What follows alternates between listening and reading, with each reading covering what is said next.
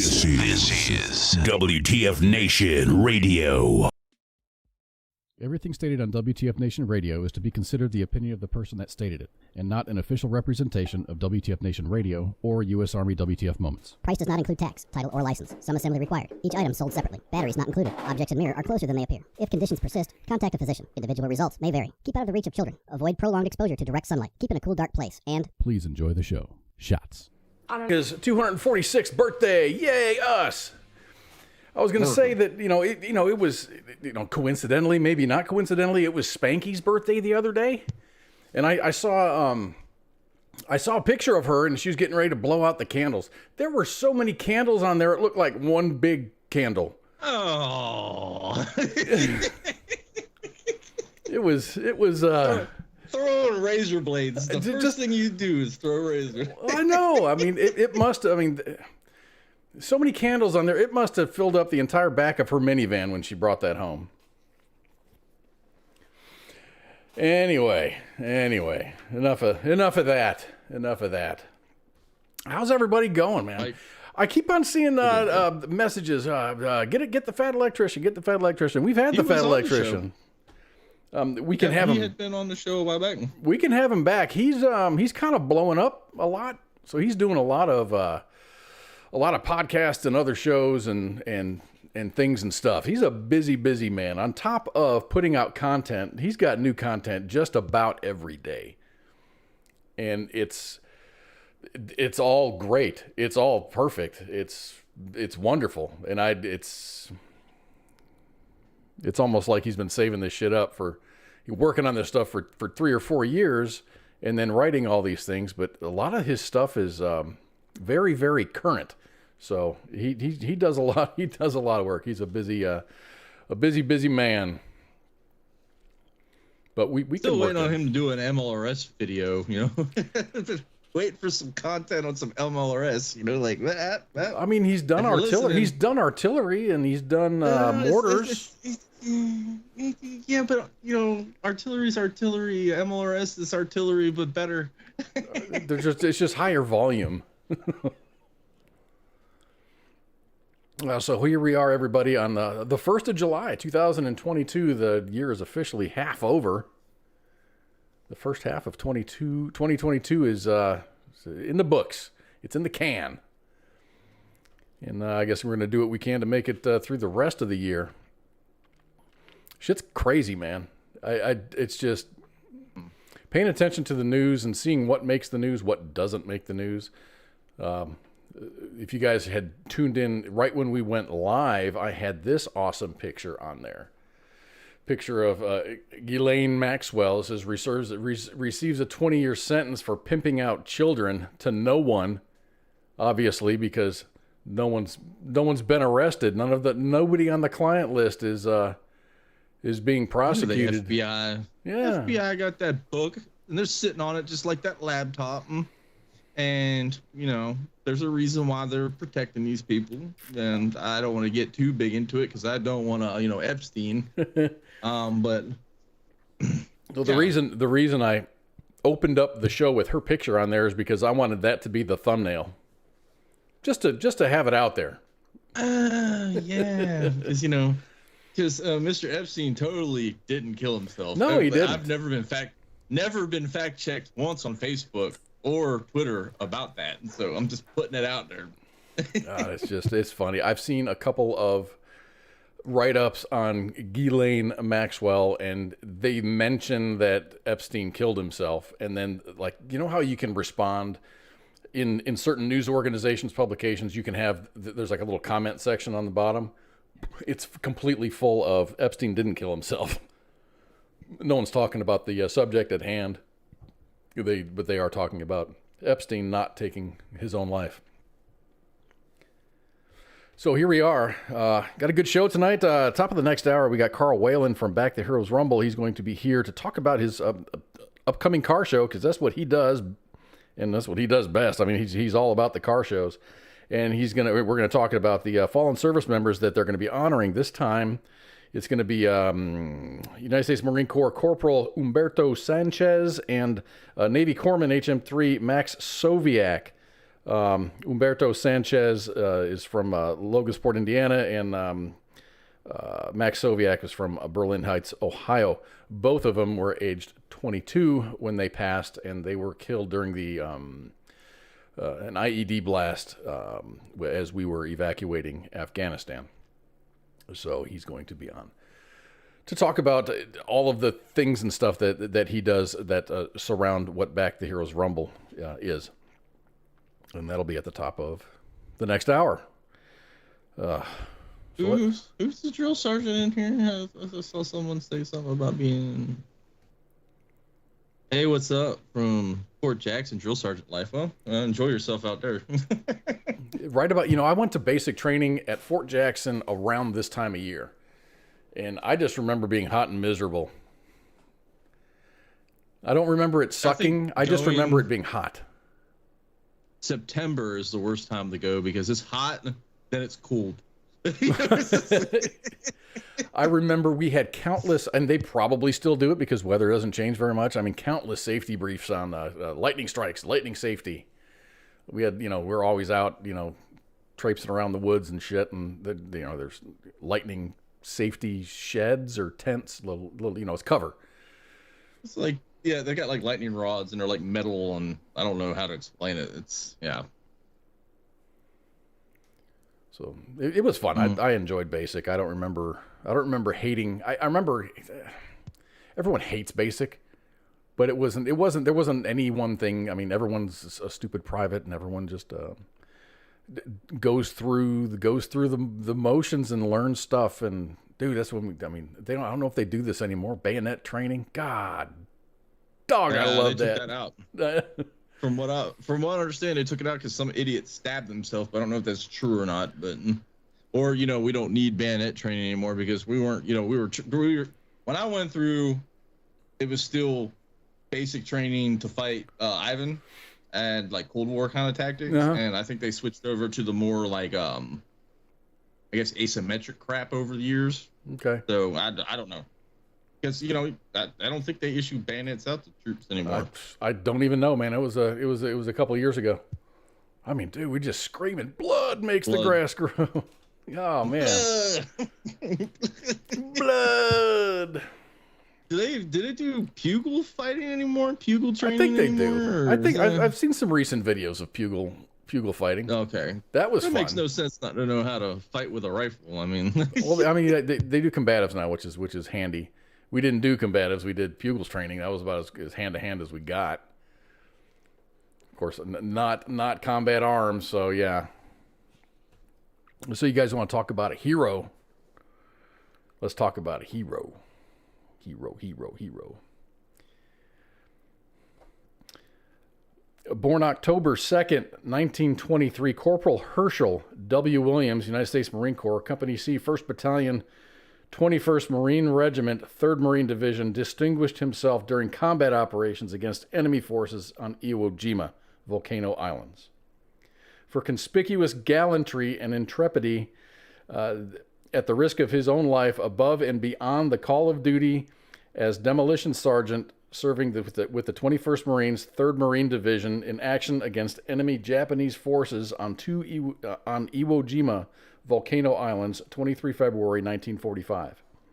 Quick to volunteer his services when our tanks were maneuvering vainly to open a lane for the infantry through the network of reinforced concrete pillboxes, buried mines, and black volcanic sands, Corporal Williams daringly went forward alone to attempt the reduction of devastating machine gun fire from the unyielding positions. Covered only by 4 riflemen, he fought desperately for 4 hours under terrific enemy small arms fire and repeatedly returned to his own lines to prepare demolition charges and obtain serviced flamethrowers, struggling back frequently to the rear of hostile emplacements to wipe out one position after another.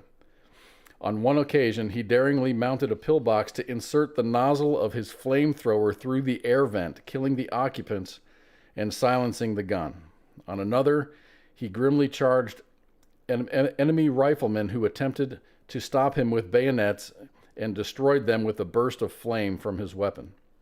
His unyielding determination and extraordinary heroism in the face of ruthless enemy resistance were directly instrumental in neutralizing one of the most fanatically defended Japanese strongpoints encountered by his regiment, and aided vitally in enabling his company to reach its objective. Corporal Williams' aggressive fighting spirit and valiant devotion to duty throughout his fiercely contested action sustain and enhance the highest traditions of the United States Naval Service.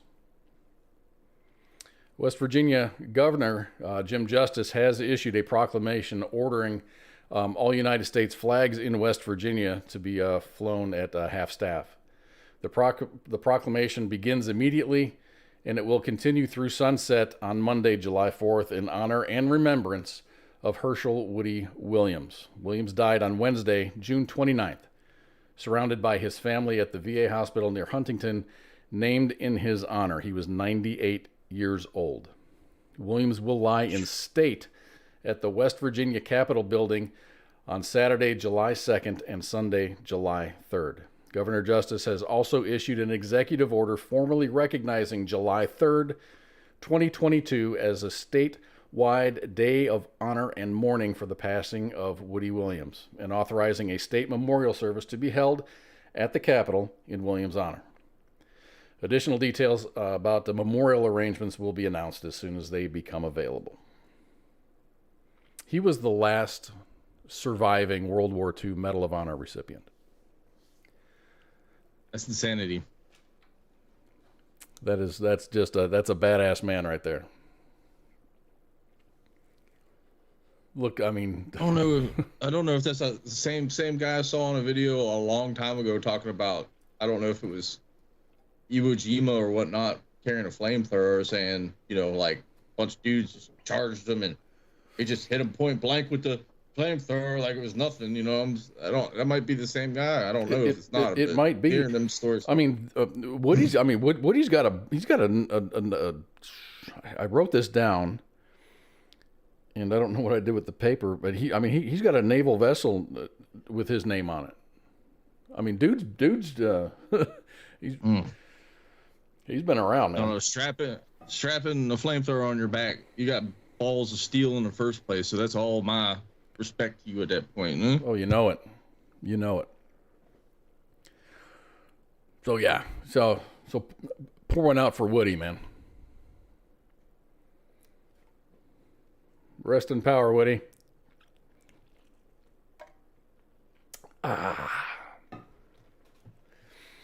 So I heard. Okay, so last Independence Day weekend, President Biden was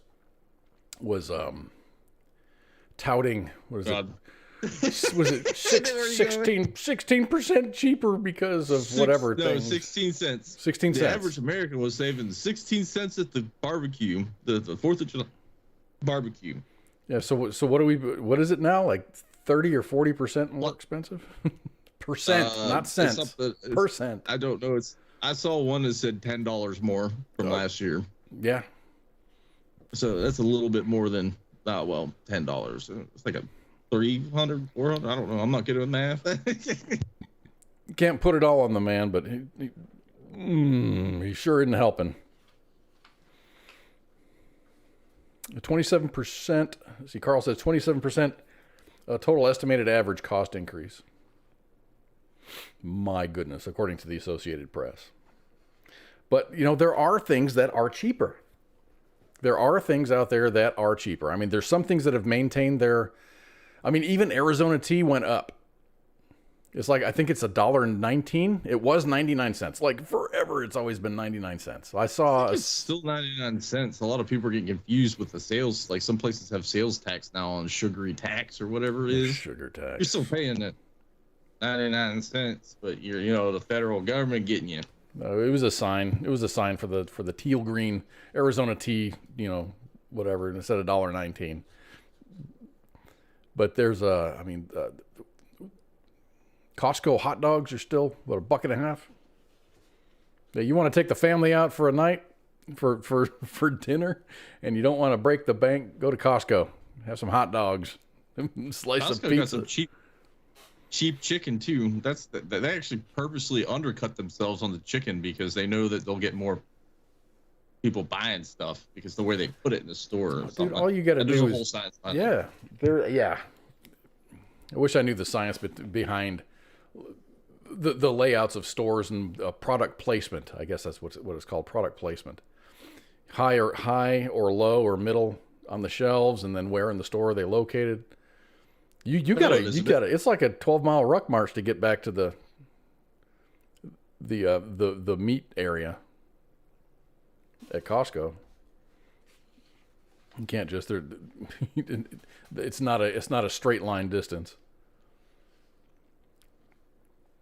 So anyway, I was saying things are cheaper. So we got Arizona iced tea is pretty okay. Costco hot dogs are cheap, and if you want to take a picture with Kamala Harris, it's 60% off for a picture with the First Lady. So I thought that was kind of a funny story. I don't have my damn numbers here. Oh, so, you brought that up. You brought that up last week. I remember. Did I? Yeah, I kind of got sidetracked. Jay already called in, and I kind of like lost my place. But that was the last thing you mentioned before he called. Well, I'm going to talk about it again. Vice President Harris was slated to appear in the DNC's Women's Leadership Forum this year as a headliner with a reported $15,000 price tag for a photo with her. The event ended up not selling enough tickets, and it was postponed along with the five-figure price tag for donors to have their pictures taken with the sitting public servant. However, those who want a picture with Harris in an upcoming DNC fundraiser can now reportedly do so at a fraction of the price. $5,000. $5,000 you can have a picture taken with Vice President Kamala Harris. 66. Is there some sort of legality behind this? Because I'm curious. I don't know. What do you mean legality? Like charging cash? Because I'm going to show up for a photo shoot. I'm the Vice President of the United States. I'm going to charge you $5,000 for my campaign funds. I don't know. I really don't know. And where has she been? Oh, I don't know. That's another big I don't know. Elizabeth, welcome. How you doing? I don't know if it's illegal. I think it's not a pay to play type thing. I think it's these are like for donors. As long as it's for campaigns. Correct. It's fine. Correct. But I can't be like, hey, get me out of jail. Here's $5,000. No, I need help getting out of jail. I'll donate to your campaign. I mean, it's still bribery at that point. But I'll digress from that. I don't want to derail this. Yeah, so I had to pick. All of her pictures kind of look the same, so I had to pick a not a very complimentary picture. It's like she takes horrible pictures. Alexandria Ocasio-Cortez takes horrible pictures unless she's posing for pictures, but all of the candid shots of her are really pretty bad. I mean, you get me candid most of the time. I'm not paying attention. I look like a goblin. So Me too. But I'm just like, but this is what they go to print with, It's not like, hey, Cortez, I'm taking your picture, and then she can actually, compose herself and then pose for the picture. It's just all these candid shots that she looks like it's, a horse eating an apple through a picket fence. I mean, she's not that bad looking, I don't think. Oh, no. I'm just, she just has some really unfavorable pictures out there. How you doing, Oliver? Thank you for stopping by. I don't recall ever seeing your name. I'm glad you stopped by and said hi. Is anybody into soccer? When I grew up and I went through, elementary school and high school and stuff, everything was either baseball, softball, football. Even living in Wisconsin, we had not even so much hockey. Not so much hockey. We had more interest in curling. We had a curling team. Wow. But we had a rifle team. I went to military school, St. John's Military Academy. We had a rifle team. I was on the rifle team. I played football. Turkey shoots. But soccer. So there's when my kids were going to school, there was a big push for soccer. They went to school here in Texas, and there was a big push for soccer. My wife's brother and heard they all went to high school here in Texas, and there was a bigger push. So I guess soccer's making a more of a stand on the nation, on American stages. It's already big in Mexico. It's already big in the UK, the China. entire world. The entire every metric nation there is out there except for the United States. Just the United States is just like, fuck that. We got football, right? I mean, soccer's all right. I just don't like watching it. Playing it's a different thing because I played it when I was a kid, and I played it in Bahrain against the, I guess, Bahrainian army or whatever they are. Like they wanted to try us with a soccer match, and I was like, well, that's not going to end well. Yeah, I mean, it's not the. I know how to play it. I've played it. I've been involved in soccer. I don't get it. I get it. I just don't like it. I prefer football. I prefer baseball. Dude, I would prefer rugby over soccer. Soccer just seems boring. Hockey is more interesting because soccer is like hockey with sticks. And it's a lot more faster pace. But you can go, 10 hours of a soccer match and it'd be 0-0. But you never really know at the end of the match when time runs out until the official says, "Whoop, that's time." Weird. 90 minutes. According to the officials watching. Are added into. Right. It's a weird setup. It's a weird setup to me. It's like rugby. I don't understand it. I like watching it because it's interesting to me, but I don't understand a damn thing that's going on the field. When I was in Iraq, all the TCNs down there would watch their cricket matches. I had no idea what the hell cricket was until I got to Iraq. I was like, what is this game? It makes no sense. I always apply my baseball rules to cricket. I'm like, dude, just crank the fuck out of that ball. It'd be so easy to knock that thing just clean out. But you can't. You got to hit it certain places and at certain times. I don't understand the sticks and the runs, and it makes no sense. Because I played baseball, and I was thinking the same thing. It's like, man, I would have got a hold of that thing and have been out of the damn stadium. That ball is hard. That ball is hard, man. It's like wood. Especially with that flat, it's like that big, thick, flat bat that they use. Yep. I don't know what they call a paddle or whatever it is, but just like, I mean, I wish I would have had that when I was in school, playing baseball. Keep that in your car as a weapon. Keep that in your car as a weapon. Don't keep a baseball bat, because a baseball bat's kind of menacing. You have a cricket bat, or I think it's called a cricket bat. I think it's called a cricket bat. I gotta look that up now. Hold on. Okay, I was gonna Google it live here. Cricket bat. I think it's called a bat. Yeah, I think it's best cricket bats. Yeah, that's what they're called. Okay. So if I wanted to go to Amazon and type in cricket bat, how much is a cricket bat? Average right now, cheap ones I'm looking at. Let's say $30. I'm thinking $30 for a reasonably priced one. $60 for a decent. Okay. Yeah. These are full size. So anyway, Cashmere willow. Oh, okay. So the reason I was bringing up soccer is because we got the FIFA World Cup coming up this year. So beginning in 1930, I really shouldn't have thrown that away. Hold on a second. I'm going to go dumpster diving. I got all my notes on this other page. Guns, inflation, bankruptcy. I know we talked about that. Okay, here we go. This is more gooder. This is definitely more gooder. I like notes. Beginning in 1930 and taking place every 4 years, except between 1938 and 1950 due to World War II, the FIFA Men's World Cup soccer tournament sees 32 nations compete against each other for the big prize. Now you might ask yourself, what is the big prize? Currently, the prize is $42 million for the winner, $30 million for number 2, and $27 million for number 3. In 2014, the tournament was held in Brazil. 2018, it was held in Russia. Just like during the Olympics, there's a lot of partying and quite a remarkable amount of debauchery. Athletes as well as spectators are there to have a good time. This year will be the exception. Why, Koz? Why is this the exception? Oh, they're in Because Qatar. they're in Qatar. This year, the FIFA World Cup tournament will be held in Qatar.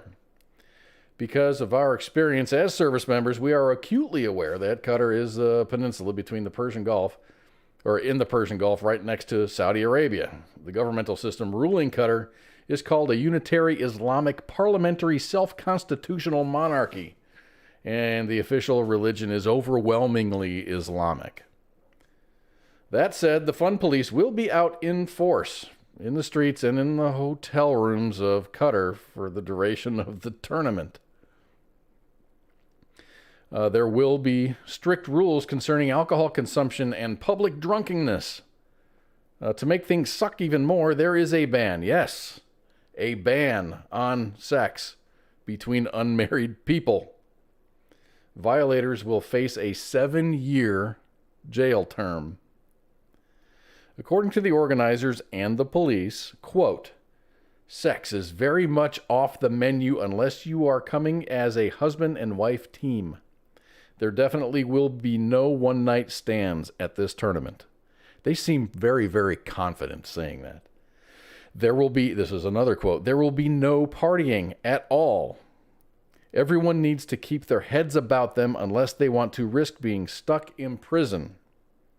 Another quote, there is essentially a sex ban in place this year at this year's World Cup for the first time ever. Fans need to be prepared. So I am curious. You get all these Straight to jail. Straight to jail. Straight to jail. I should have pulled up that dude's video. Oh, jail. That's definitely jail. Go to jail right away. Fry jail. your chicken. Fry your chicken too little. Straight to jail. Fry it too much. Straight to jail. Play your music too loud. Straight. So I respect the way that the country, whomever's country runs their business. Why would the council that chooses the locations for the World Cup, why would they choose such a restrictive country rather? I don't know. It's money. Same with the Olympics. It is. I mean, I'm sure there was like a bidding. Who's paying the most out there? I'm sure there was like a little bit of a bidding war. Qatar wants to do it, and they're gonna give millions and millions to the FIFA committee or whoever, the FIFA-ites or whatever you call them. It's not soccer unless you have a riot. You got to have a riot. You have to have drunken Europeans just fucking stuff up. It's like Brazil. Remember the Brazil World Cup? It was stupid red things. It sounded like the whole time we were watching it. They were called vuvuzelas. It sounded like the whole time I was deployed that year, and the whole time I was watching it because there's nothing else on to watch. So it sounded like every room I would go into, I could tell they were watching the World Cup because it sounded like I walked into a hornet's nest. Yeah, because I actually watched some of the games, and wasn't there a Olympics? Wasn't one of the Olympics down in Brazil recently as well? Oh, yeah, that was. But I thought they banned it during the Olympics. Those stupid horns during the Olympics. They're like, we're not having a World Cup. They're so obnoxious, so obnoxious. But the thing is, they were so obnoxious, I kind of like them. People just losing their shit. I mean, are you losing your shit in the stands with that? I mean, you're watching a bunch of grown men kick a ball around. I don't know. Are you really watching the game at that? Here we go again.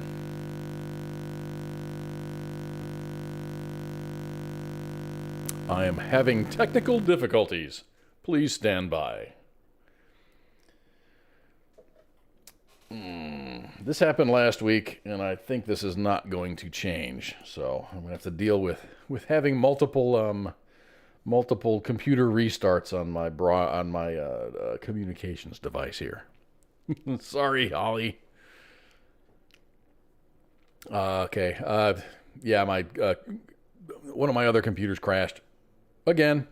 So it'll come back up, and then these guys will be back on. Yeah, password. Hey, Holly, what's my password?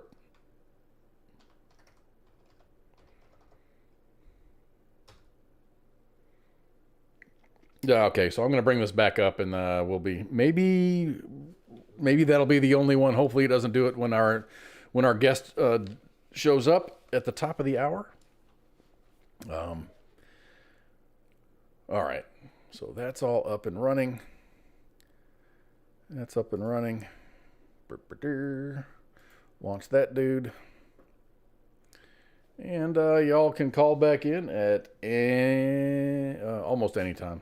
We got to launch the application here. Sorry for the interruption, folks. So what happens if I click this?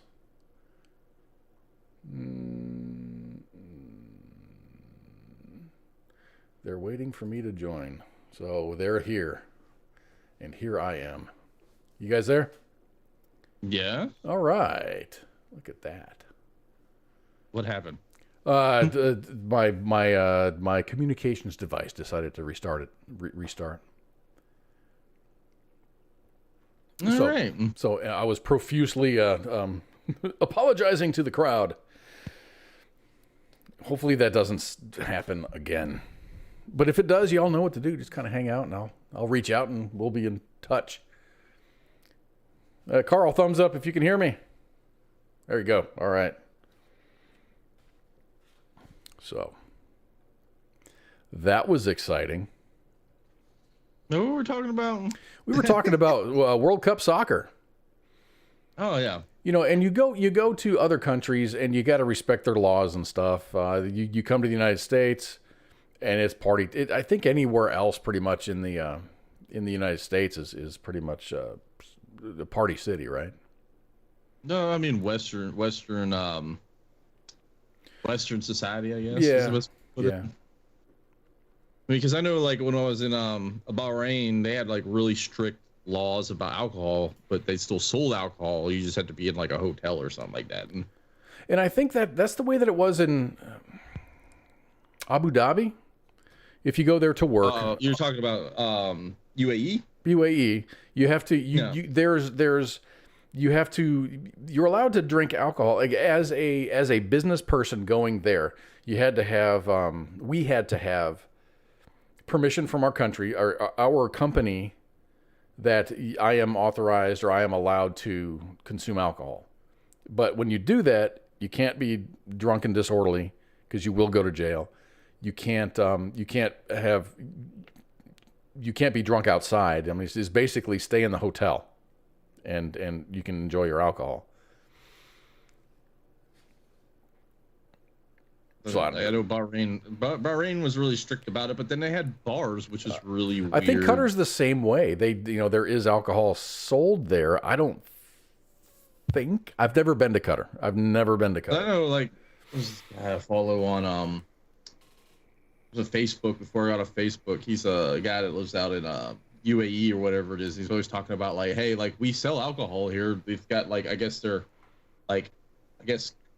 what is it, kosher, or what's the term for halal section?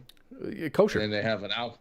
But if you're a citizen of UAE, you're not allowed to take the alcohol. But if you're visiting or vacation, you're allowed to buy it. But they sell it. It's profitable, you know. It is. It is very much. You know, I was looking at I'm looking at shaking up my stock portfolio, and I say that not like, oh, I have to shape up my stock portfolio. I'm just looking at other things to invest in, and I looked up in Fidelity, one of the most, some of the most profitable mutual funds. And some articles popped up, and one of the most popular and profitable mutual funds is an Islamic company that invests in other companies that don't sin. And I say that in quotes. They don't have anything to do with porn. They have nothing to do with sex. They have nothing to do with alcohol or tobacco or in any of the vices, any human vices. They don't invest in companies. Like a kosher company that invests into companies that are I guess I'm using the wrong word, but it's definitely not the same. But it's the same in principle. So I found that kind of weird. I mean, well, so the company invests into companies that have same religious morals as them. So pretty much, yeah. The good folks, the people that don't sin-free companies. Mm-hmm. whatever that means. Obviously, they've never seen Wolf of Wall Street, but that is such a good movie. The thing is, he had a good thing, and he got greedy, really, really, really greedy. And then it all went downhill from there. You can't just, to have folks that just don't leave well enough alone. You have a good product, a good company, you're making profits. And then all of a sudden, the CEO wants more, so they start, cutting corners and lying to people and doing crappy things. That's the story of the United States. I'm not banging profits for anything, but you got to have, there's companies out there, and everyone's giving the oil companies, petroleum companies, like a hard time because of the gas prices. They're just out there for profits. I think everything is more expensive, but everyone's kind of focusing on the oil companies just because their profit margin is so massive. But milk is more expensive. Eggs are more expensive. Why are we not some of these greedy ass chicken farmers charging $5 for a dozen eggs as opposed to $2 for a dozen eggs? The whole oil thing blows my mind a little bit, because when you think about it, I think a gas station makes something around between 2 and 5 cents a gallon on gasoline. Yes. Did we talk about that last week? I had a breakdown. I think, we talked about it last week, but I started after we talked about it, I started digging into it. Mm-hmm. And I started realizing that the oil companies aren't making that much profit from their gasoline sales. A lot of that goes back into equipment maintenance, exploration, and things. There's a lot of leases. Leasing is the big thing. So if you're not allowed to lease, what do? You raise the price of shit. See, I was in a conversation with someone because I'm all about learning things, and there's oil companies, and I'm just going to throw one out there. Let's just say Exxon. Exxon has a bunch of leases out there. Some of them get renewed, some of them don't get renewed. They're only drilling on a fraction of the property that they have leases for. They're not drilling on every property that they have leases for. Well, not every property they have leases for has oil on it, though. I don't know. They'll snatch leases up so they could do there's some sort of drilling technique they use, or sonar or something like that, where they can tell, hey, there might be something here, but it gives them kind of a rough idea, so we're going to lease it. So when they actually start getting into the drilling aspect of it, they realize, oh crap, this is a dead field, we need to get off of it. They already leased the land at that point, so it was a gamble at that point. I remember when there was the natural gas boom here in North Texas. Everybody was being approached by landmen just saying, "Hey, we want to give you $3,000 to lease. We're going to lease your mineral rights for the period of a couple of years, and here's a bunch of money. And if we drill and if we get anything through that line, then you're going to get a percentage of the cut. It's not a lot." Especially if you have just like a regular, at that time, I had a really, small yard. So you get, it's all divided by it's the big amount of money divided by however many people are there, divided by how much acreage you have. And by acreage, I mean, the fraction of an acre that we have in this community. I never saw any more money other than the actual lease when they gave us $3,000. Never saw a nickel. But others, I got friends of mine that live and have, 20, 30 acres, and there's a couple of gas wells on there, and they're putting in pools. They're buying cars. They're doing very well. No, that's like when the whole cellular technology started kicking off in I guess 90s, early 90s, late 90s, when they started building towers everywhere for the cellular. putting towers on people's land, farmland. Well, the thing about it was where I lived was Appalachia. So, I mean, there's hills and mountains, and some people just owned a whole mountain. So they'd be like, hey, we want to build a road going up to the top here because it's the best place to put so we can interconnect or whatever it is, and line of sight kind of crap, microwave technology, whole 9 yards. They were paying these people buku cash to for leasing for these towers on their property at that point. It was nuts. You got to do it. I mean, people's private property, you got to pay them what it's worth to do whatever you're doing. Wind turbines, I guess maybe the government or whomever these energy companies are. I mean, you might have like this huge ass cornfield with 50, 60, 100 wind turbines on it. So yeah, you're still growing corn and you got some wind turbines in the way. Big deal. Meh. Capitalism, baby. It's what makes the world go round, man. You can't just, everyone's not on a even playing field. The more skin you got in the game, the more benefit you gain. Or, it's the more risk you take also. Risk is where it's at. Yeah. Especially right now, someone was like, why would you invest in the stock market right now? I'm at a record loss right now, I've been investing like crazy because I'm like thinking to myself, it's like, all I got to do is lose more at this point. I got skin in the game at this point, so maybe things will flip around. Maybe we'll have an epiphany somewhere in our government where, boom, and all this cheap stocks that I bought 10 years down the road are going to make me, I got a retirement plan. Yeah, I'm not looking to make $1 gajillion like right now, but I'm looking to get into something that's maybe undervalued. Something Carnival Cruise Lines right now. Just going to put in there. This show is not meant for financial advice or whatever my disclaimer was that I said last week. Yes. I mean, I'm in the crypto market, and right now my portfolio is not looking that good. I mean, I've taken my profits out, so whatever's in there is in there. It's free money for me. But we pay attention to the time here. We got about 10 minutes to kill, so let's talk about BLM. I haven't talked about BLM in a while. There was land management. Black Lives Matter. Oh, okay. There was a protest in Seattle a couple of years ago. It was a couple of years ago. 2021.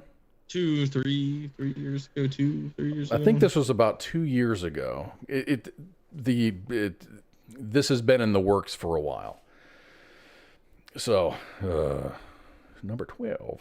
Once upon a time, there was a BLM protest near Seattle. They were protesting police, and they were carrying signs with various slogans on them saying, defund the police, among other things. In an effort to protect the safety of the protesters, roads were blocked off with barricades, and there was a sizable police presence in the immediate area.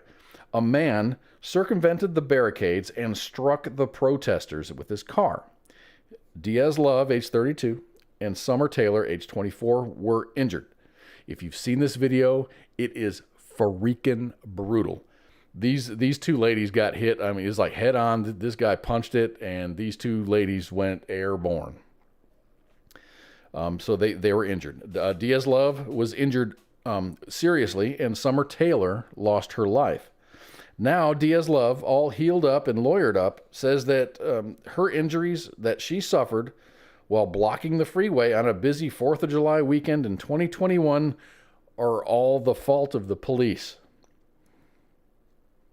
The lawsuit claims that Washington State Patrol's long-standing policy is to not allow protesters onto the freeway due to safety concerns. However, that changed when racial justice protests erupted after the murder of George Floyd.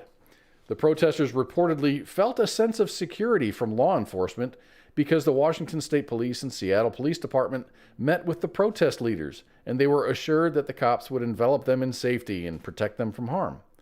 According to the anti-cop protesters, the State Patrol and the Seattle Police Department didn't adequately block off roads or the on and off ramps, and they didn't provide lights and signage around the protesters to warn drivers of their presence.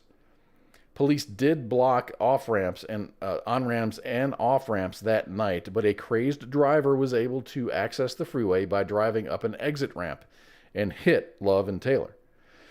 The man driving the car into the BLM protests' name is DeWitt Kaliti. He is charged in the incident and stands for a competency hearing in July. I'm assuming that's this July? At a news conference, a spokeswoman for the protesters said that the lawsuit was brought on behalf of peaceful protesters. The peaceful protests were met with the very thing that they are protesting against. They were met by excessive force by the police. And that everyone kind of went, what? I don't get it. So it's unclear what is meant by excessive force, but they do blame the cops for failing to protect them against foreseeable harm. Their lawsuit against the police is 100 pages long. Oddly, protesters didn't acknowledge that blocking the busy downtown portion of Interstate 5 through Seattle had a foreseeable risk of getting hit by a car. As one protester asserted at the news conference, the police had barricades to protect themselves, but there were no barricades to protect my fellow protesters. According to the affidavit, 40 plaintiffs are suing the police and Washington State Patrol. I need a beer. Yeah. I mean, of all of the things, lawsuits, I mean, we are a litigious society. I mean, you can sue anybody for anything, but this is silly. This is absolutely silly. I'm out protesting to defund the police. I get struck by a vehicle from a crazed guy. Probably they're saying they're competency hearing, so obviously they think he's mentally ill at some point. So, well, the police didn't do their job to protect us, so we're going to sue you. And to assert that the barricades were there to protect the police, not the protesters. That was weird. To be completely honest, I did not read the entire 100 pages, but it's all lawyer gobbledygook. It's like you've got Saul Goodman out there just pulling shit out of his hat, trying to make something stick. I guess an ambulance chaser hit these two up and was like, "We're going to make some money." Well, I mean, but Miss Taylor did not survive. You said, right? Yes, Miss Taylor died. Okay. Diaz Love was severely injured but recovered. She looks fit. She looks pretty tough. Well, I mean, play stupid games, win stupid prizes. If you I mean, after this broadcast, Pooky, I know you probably will do this. Go and check this out. Go and check out the video. If you can't find it, just let me know and I'll send you a link. It's a brutal full front, and this car just you can hear it accelerate, and then these two people just go flying up in the air. Kind of like that.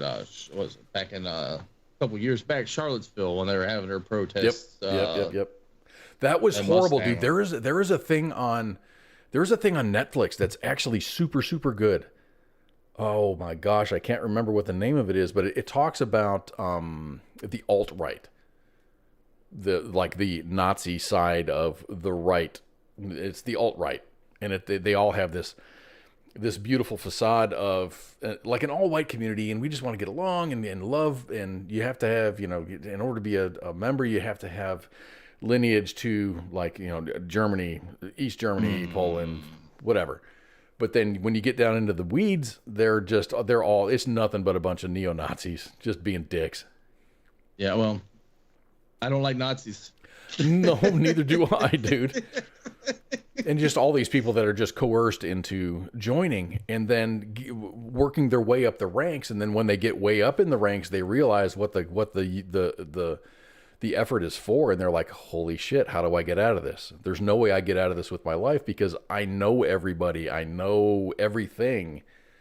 And this girl is in protective custody now. She actually testified against these fuckers, and she's living under an assumed identity. So it's horrible.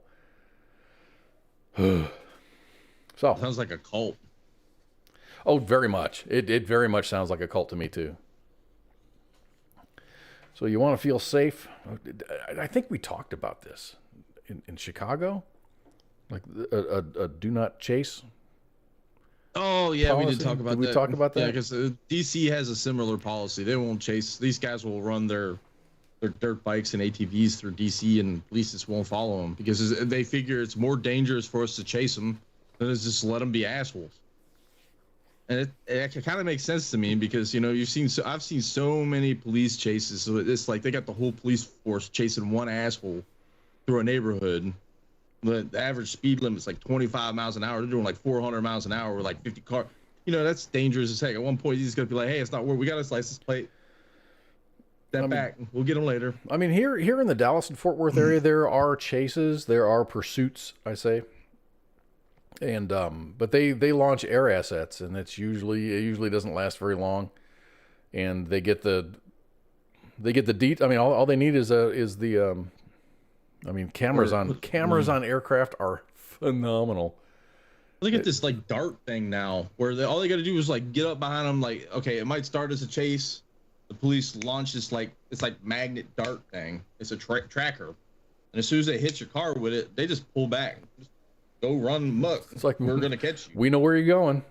Yeah, that's badass. That's really badass, actually. It's like, what are those the Apple, those Apple tracker things? All those things. You got to be careful with them things. I'm hearing like dudes are using them to like stalk women and stuff. To stalk like that. women, That's exactly. scary. Yeah, it is terrifying, scary. dude. I get worried whenever I read that stuff. I get worried about my daughters.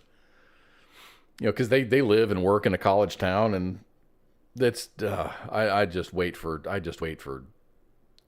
something to happen because they're stupid guys. It's at that point in the time where we got to like start waving, or like we come inside a house, we got to like wave ourselves down for bugs, like like beep. Oh, someone tracked me with something. Hold on, give me a sec. This is like dystopia. It's just like... I think in one of those articles it said how to detect an Apple tracker. You pull, if you got that Apple tracker, you have an app. There's an app out there. There's an app that will tell you that, hey, there is an Apple tag that's on your area, in your area, has been following you, that is not associated with you, and it'll warn you about it. Yeah.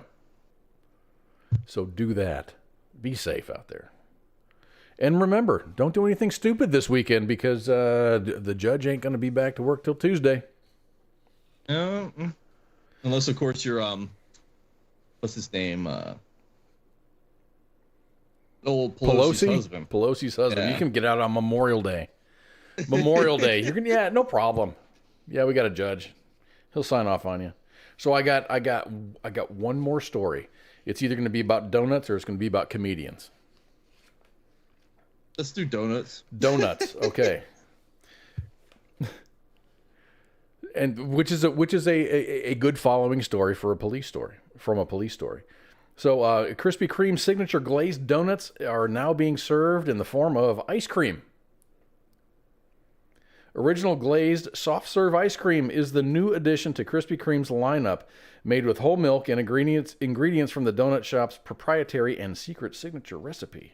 Restaurants in 10 U.S. cities will sell the ice cream before it is gradually rolled out for the rest of the peasants. Customers can order the ice cream in cones, cups, or milkshakes. There is a variety of toppings, including an option to add dehydrated glazed donuts. It's the first non-beverage item permanently added to the chain's menu since 2019. The company regularly adds limited-time donut flavors and drinks. So, these cities that are going to be on the list: San Antonio, Texas; Clarksville, Tennessee; Nashville; Madison; Murfreesboro; Kingsport; and Johnson City, Tennessee are going to be on that list. Greenville, South Carolina; and Boone, North Carolina; and another town that we've had in our news stories, Gastonia, North Carolina. Do you remember what happened in Gastonia, North Carolina? No, actually I don't. Joshua Rohrer was standing on a street corner and he got hemmed up. Oh, yes. In his I remember that. Spike Cohen has been avid about this guy. Dude, he got following Spike. It had been probably a month or two after. Okay, all of this bad shit happened to Joshua, and then we got a hold of Joshua. Like I got a hold of Joshua like that weekend, and then the following Friday we had him on the air. Months went by, and then it started to gain some footage. So hopefully it's still not resolved. And I think what they're doing is they're fighting for the personal cameras of the police officers to be released. No, so the thing about it is, and I'll break it down real quick. In North Carolina, the police cams, like personal body cams, are not considered public information. They're actually like kind of like I guess gatekeeped behind a judge. So a judge has to release that information. Okay. And it's crazy at that point the way it works. But I know Spike Cohen, he was vice president candidate. It was on I guess he was on our show at one point. He was on our show with ours. But he's been out there religiously hounding these people about like it's not fair that you can, the law mandates you have to have the body cam to protect the public, but then it's stonewalled behind the judge. It literally, like, you can't do a like freedom of information or anything like that. The judge has to be like, okay, well that's good. So the judge can sit there and look through it, be like, well, I don't like this bit.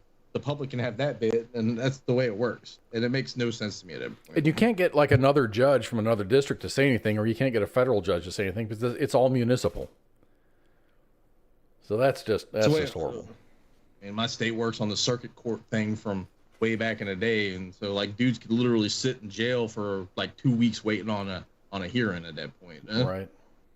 Because you got one judge that just jumps from county to county just on random. So the South is a really weird place. If you want to move there, just get used to their crazy laws at that point. Okay, so what do you say we take a break, and then when we come back, we're going to bring in Carl, and Back to Heroes Rumble. He's going to be here to talk about his car show, which he has awesome car shows. And when he says Back to Heroes Rumble, the rumble is the rumble of the engine. So we're going to take a break, and then we're going to be back very, very shortly. Stay tuned. We're coming back. Shots. WTF Nation Radio. WTF Nation Radio.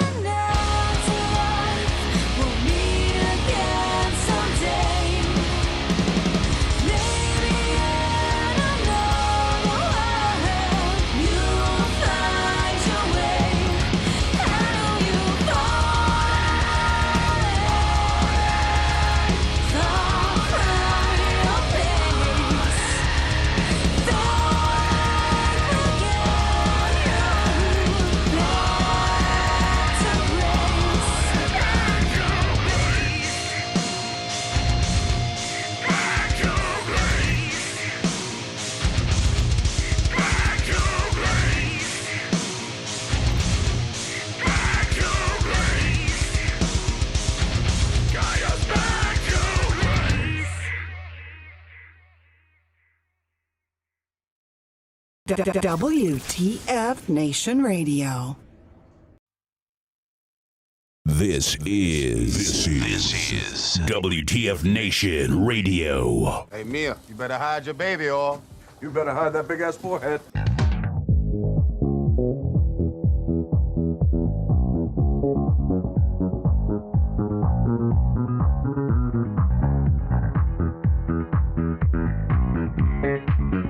Here we go. All right, everybody, what's going on? My name is Koz, and this is WTF Nation Radio, and we are back live with our guest, Carl Whalen. I'm going to turn this music down because, gosh, it's so thumping and loud.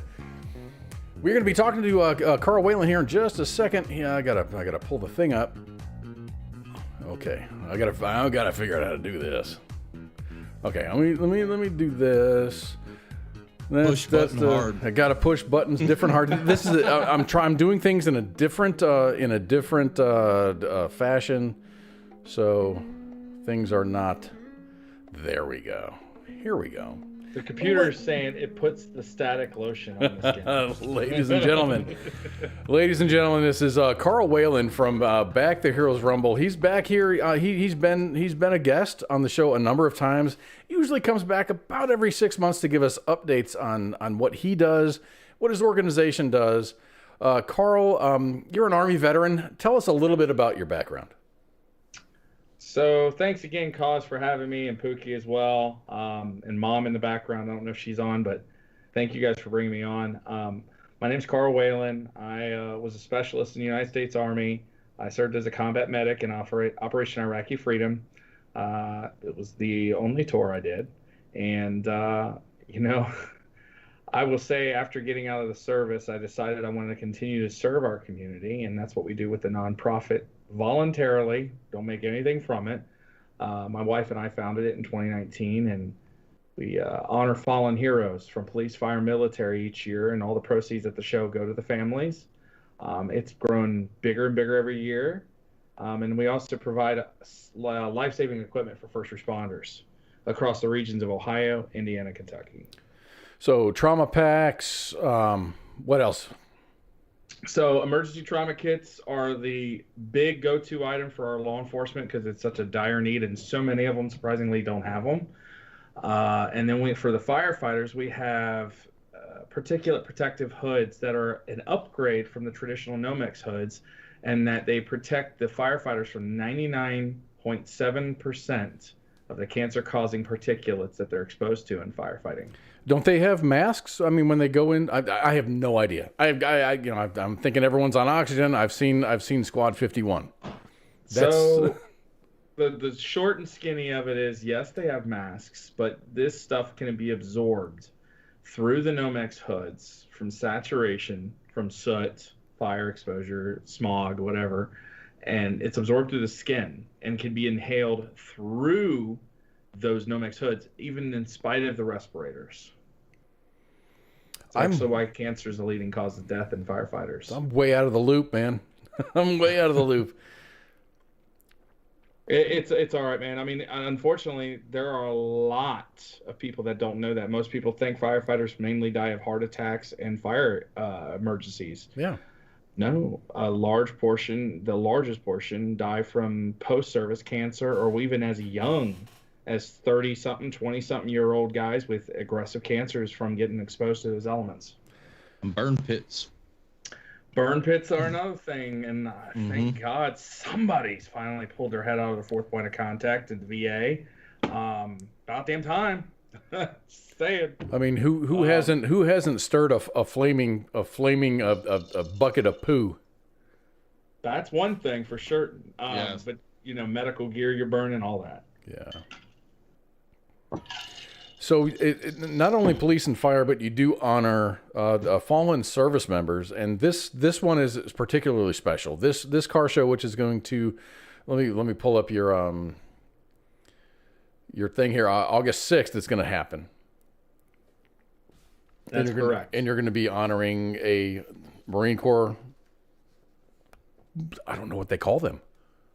I mean, armies are troops. sailors are in the Marines? Is it a Marine Corps sailor? It's Marines. Marine. Marines. You're just a Marine. And sailors. A Marine is a Marine. A Marine's a Marine. Yep. So there's two service members that you are going to be honoring. Corporal Humberto Sanchez, age 22, from Logansport, Indiana, and then Berlin Heights owns a Navy Corpsman HM3 Max Soviak. They were killed during the drawdown, the retreat, the withdrawal from Afghanistan. Yeah, there were 13 that were killed. Many other non-militia that were killed and wounded. There were so many civilians that were killed during that IED blast, like in like 100 or more. Several more children too. Yeah, it's pretty gruesome. I've never seen forms of genocide like I have with the terrorists over there. And they're a special breed of stupid. Killing their own to advance their own cause. I understand collateral, but geez, it's disgusting. But I think we've created, every time we've gone into a conflict in U.S. history, we've created a perpetual vacuum where the more evil can take place of the evil we just rid of. Muammar Gaddafi, you're looking at Saddam Hussein, and the list goes on. And I think we keep repeating history, and I don't understand it. Is it because the lack of resolve of okay? When we get sent into conflict, it's by an act by Congress or the president says, here we need to have 100,000 troops here, there, or wherever.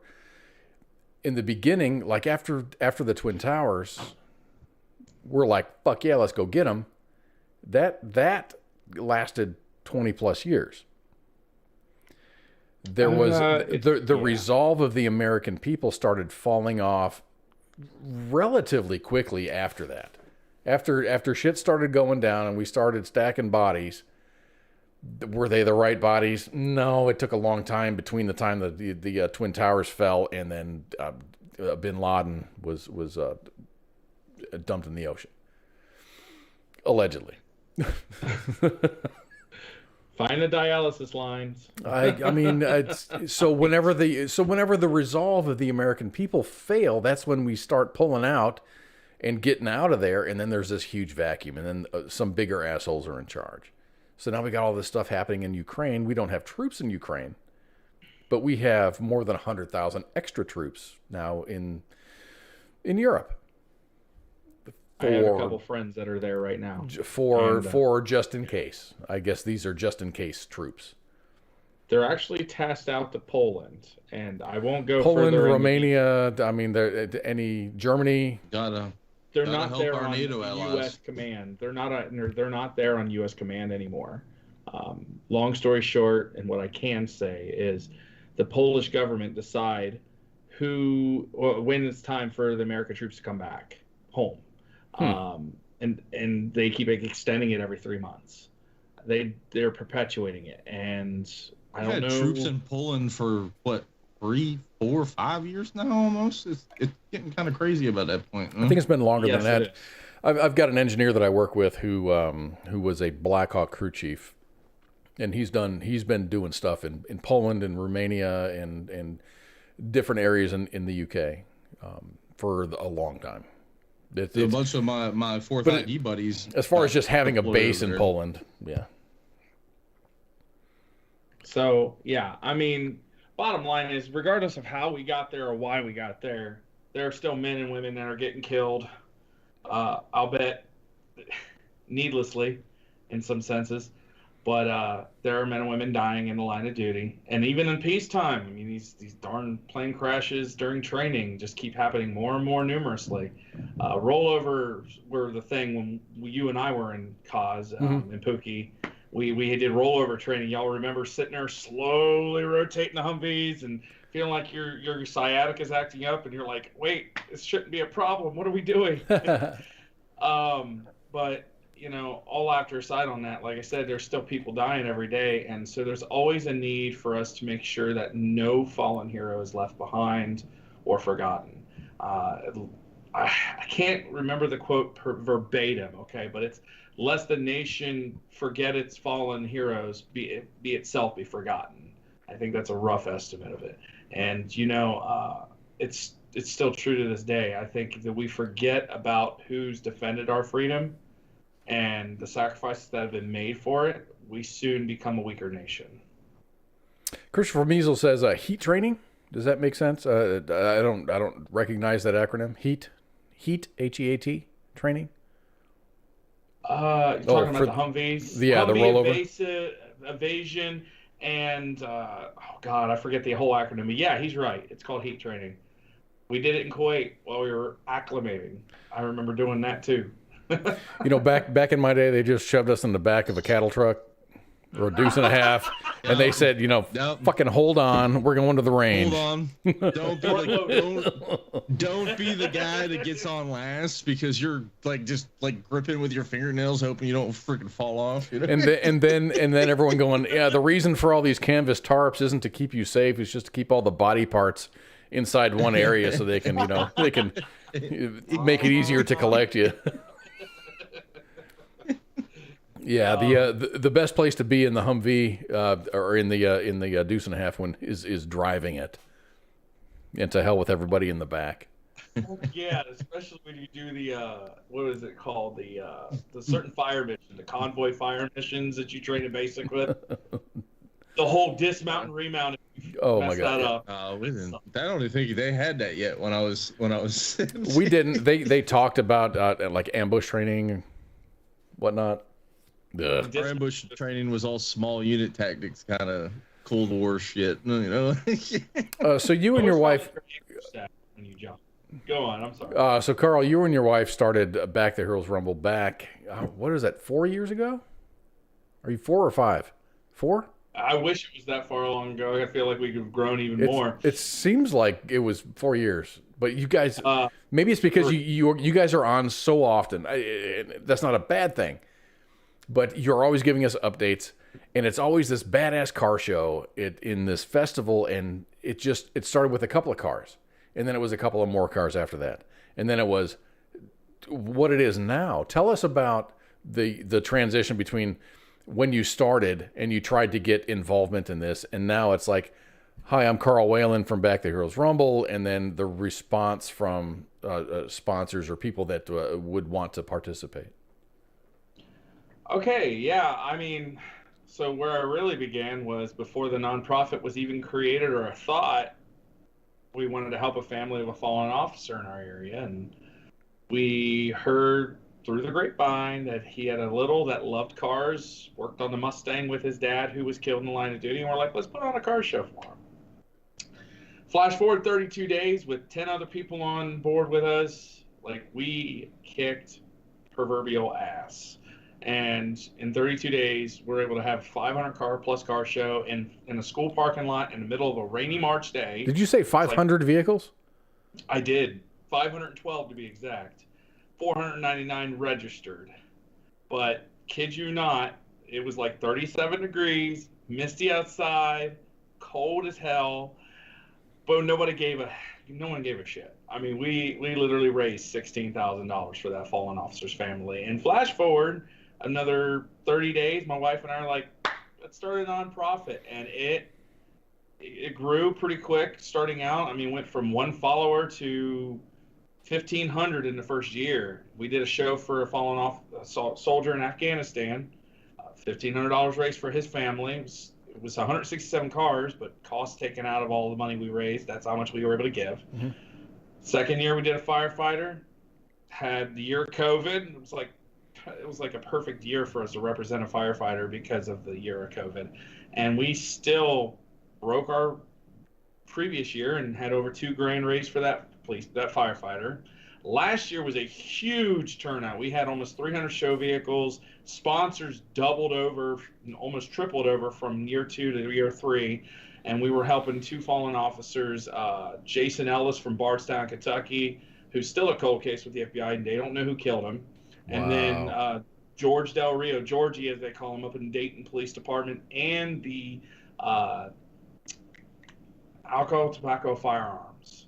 And he's a detective for them. And we were able to raise a whopping $7,350 for their families. So it was a good year too, because we also were able to make impacts for almost 13 different police and fire departments, and it was just a good year for us overall as far as impact.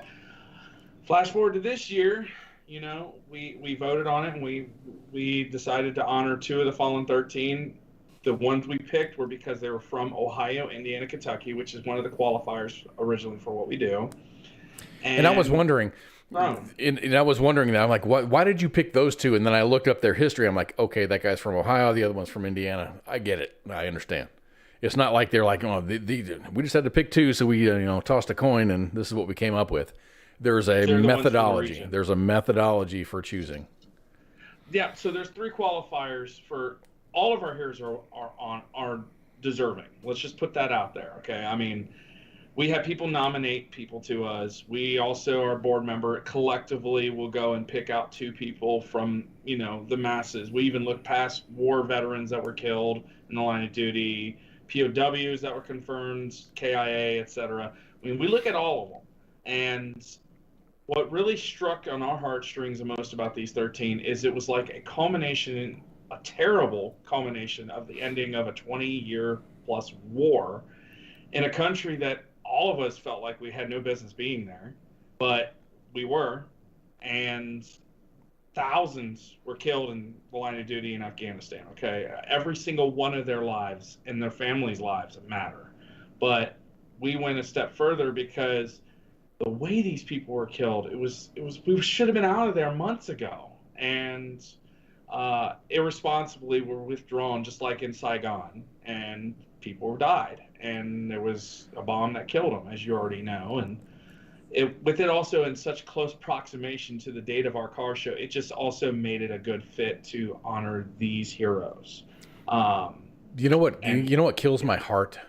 What kills my heart is when all of this global war on terror, all this other stuff kicked off. These kids that died weren't born, or they were like 1 or 2 years old. These 2 gentlemen were 22 years old. They were there. Yeah. They were as old as the global war on terror. A generational war. Yeah. It's crazy. I mean, one of our board members served in that wartime space and during OEF, and it was a rough time for him. I mean, it was really rough. I mean, we even went on, the radio, or not the radio, we went on the news station and talked about how it impacted us and what we do and where our hearts are at for the families. I mean, the 2 iconic photos that come in mind is the baby being handed over to a Marine as they're all flooding to get out of there at the airport. And the second photo is seeing that we believe was the same child held by one of the Marines that was killed in the line of duty, Nicole Gee. And it just gives you goosebumps, breaks your heart, pisses you off, all sorts of that. And so while we're honoring 2 of the fallen 13 in the sense that this event's about them, it's not just about them. This is something I'm revealing for the first time. It was an idea that came and popped in my head because I felt like it wasn't right just to honor just 2 of them. So I did something to make sure that we honored all 13 at our car show. At the processional route at this car show, we will have H yardstick signs, 2 feet by 18 inch that I have right here, and they will be along the route for all the families to see. So pardon me as I work around my microphone here. This will be the first one they see. Of course, there's Bert. And we have one of these. Is that what his friends called him, Bert? Yes. We will have one of these for each of the fallen heroes. All 13. And all 13. And so I've heard that many, if not all, of the families of the 13 are going to try to be there. I hope they do. But even if not, I'll see if any of the families that do arrive will give some of these to those families. I want these to go to their family, to put in their yard as a forever sign to hold near and dear. Because I know they probably put a bunch at the grave sites for these fallen heroes. it'd be nice to have something like this with custom artwork for each and every one of them. Those are beautiful, dude. Those are absolutely beautiful. I appreciate it, man. But, you know, nothing's more beautiful than trying to be there for the families. That's what we're trying to do. Can I have a little one BGC, though? Just a little plug-in of something that irritates the shit out of me. You see how professional all these gentlemen's photos are? Yeah. But when you look at the media release for all of the Fallen 13, you note a distinctly, remarkably different photo being used for the women. And I'm just going to say, I'm pissed off about it. I mean, this is a great iconic photo of Sergeant D, but where's her pre-deployment, recognition photo that all these other guys got? Why did she and Picardo, yeah, why did she and Picardo have to have different photos? I mean, they're gorgeous photos of the girls, don't get me wrong, but don't they deserve the same respect that this yields? I mean, all those photos were taken. And I looked. These are the best photos I could find of every one of them. But it's just something that makes you go, we're talking about doing all these things for recognizing female veterans. Most people don't know this, but the female aspect of the military has been a very grueling and unfair process for a lot of females going into the service. Long before we were talking about making them equal part to men as far as PT tests, etc., there were times where women were put in less savory positions just to keep them from joining the forces or to keep them separate for morale reasons from the men. And this photo thing just kind of just makes me go, I thought we were changing that. I thought we were going to make sure they were equal, like their lives equal just as much as ours. I'm sorry. That's how I feel. I know plenty of female medics I served with that were, pardon my French, badass too. Great soldiers. So I know plenty of female soldiers that were scouts. I know one that's an E7 now, and she's kicking tail in it, and she served with me in Iraq. And I will tell you, it's just my little sidebar thought process, just something that I had to just vent out. I see something wrong with that. These women deserve to be recognized. It's been a year, so there's plenty of time to gather photos, contact the family, Precisely. Contact the Marine Corps. Hey, where's her official photo? It seemed like the only official photo I had in the Army was my basic training photo right after they shaved my head. Things are different now. I mean, there's the pre-deployment photo that folks get. I don't know. Does the Army do that? Navy do that? Okay. Yeah, right. we had like a basic training photo, but it wasn't with us in our dress uniform. Yeah, I've never been dressed up for anything. Yeah, it was my combat uniform kind of. My basic training photo like was here. It was a Class A because I wore Class A's back then, but it was it wasn't like, here, put on these Class A's, we're gonna take your photo. It's like, sit down on that chair, shut the fuck up. Here, have this half jacket of what a Class A is, and put it on. We're gonna take your picture, and then you take it off and give it to the next guy. Same jacket. Doesn't matter if you're bigger or smaller or whatever. You're wearing the same damn fake jacket, that half jacket. But yeah, I mean, if you look at it, there's Army. Oh, look Navy, at that. Oh, wait. Stop. Oh, damn. I got to bring that. Keep it there. Keep it there. Keep it there. Where's the poop? Yep. Damn. There's Private Pooky.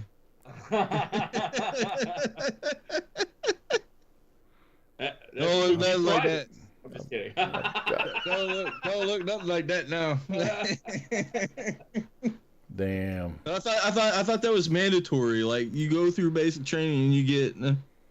Okay. Well, yes, it's basic, but I'm talking about like pre-deployment. At least when I went through. Pooky, you gotta throw that up there again. Hold on just a minute. Okay, that's there. Got to get rid of Carl here. Sorry, Carl. I'm gonna put you on pause here. So here's Burr. There's the Pooky. Look at that. That's Pooky right there. That is. I mean, minus the facial hair and a couple of pounds. That's a good BDU photo of you.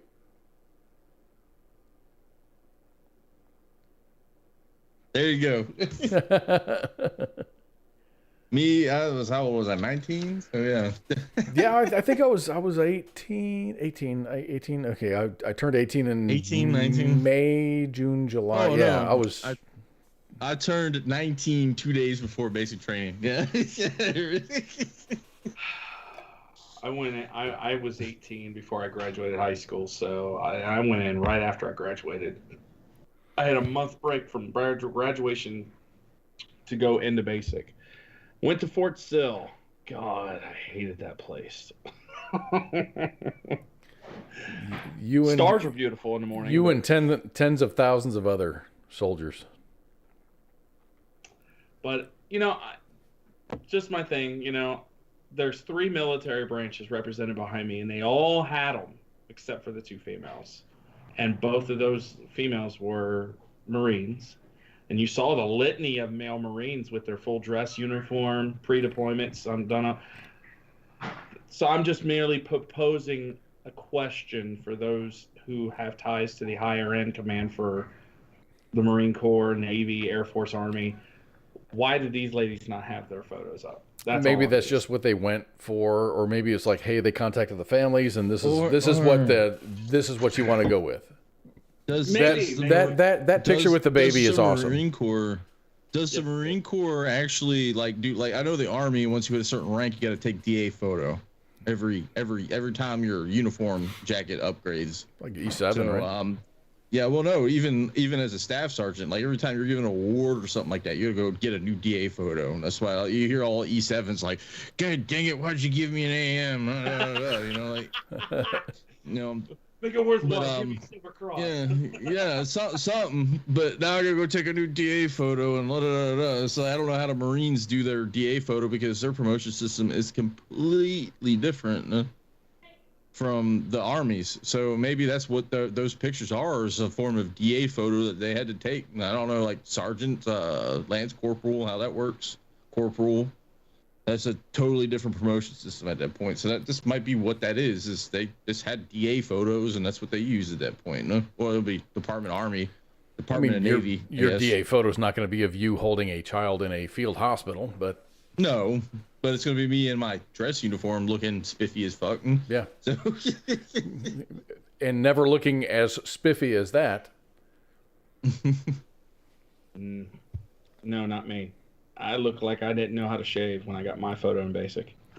So, but yeah, with this car show, Koz, there has been a lot of new additions to the show. It's not just a car show with a really cool DJ, and some cool people making an appearance like since Star Wars last year. It's not just that again. There's more done to it, and if you'd like, I'd like to go ahead and share that with the Spill it, man. viewers. Spill it. So I've got your event. I've got your event schedule up. I don't know if anyone can. I don't know if everyone can read all that. It's kind of small on my screen. I don't know what it looks like out there. Well, let me see. I'm going to see it pop up on the feed. But anyway, so here's the deal. We have live bands that'll start after the anthem. I'm going to get into the big ones here in a second, but we got live bands performing. We got the Cincinnati Reds Hall of Fame and Museum playing a baseball game dressed as the 1869 Red Stockings, an old school uniform. That's nice. Playing against first responders. So that'll be fun to watch. But the big kahuna, besides obviously who we're honoring, is Fallen Hero Network's bringing 3 of their big rigs, not just one like they did last year. And it's going to be the backdrop of the stage for the bands. And each one of the big rigs, it's the original one that you guys saw in the previous last year's photos. Yeah. We've got one that's called Defender 1, so it's for military. It's got a giant picture of a carrier on the side of it, and it's pro-military, all branches. And then the one that's going to be the centerfold is going to be the names of all Fallen 13. It's called 13, is what he's calling the rig. Oh, get the hell out. And it is geometrically perfect. The artwork that's been created, where they're literally perfectly spaced. Who owns the vehicle? Cody Cross with Fallen Hero Network. I think you guys had him on. We did a little bit after we did our show in December. Last December, you did. And these guys are a strategic partner of ours. We work together on a big front. They're working on a big 9/11 Tribute Tower tour, a 4-year-long tour across the nation from West Coast to East Coast. And when he wants to get on air with you guys in the future, he'll announce when that'll start. And much of the proceeds is going to, outside of the cost of running everything, will be going to 3 organizations, and we're one of them. So it's a really big way to benefit our first responders' needs in a big way, while also not forgetting that fateful day on 9/11, 2001.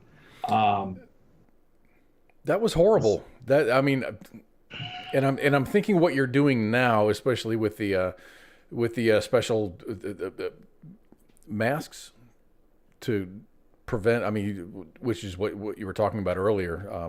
The toxins that firefighters breathe in. I mean, maybe things would have been different, because you can look at things hindsight and just say, hey, if we would have had that would have, there would have been so many firefighters that had suffered from lung cancers and carcinomas. Now the technology was that are now, because that was 2001 was 20 years ago, right? So now the cancers are starting to show up.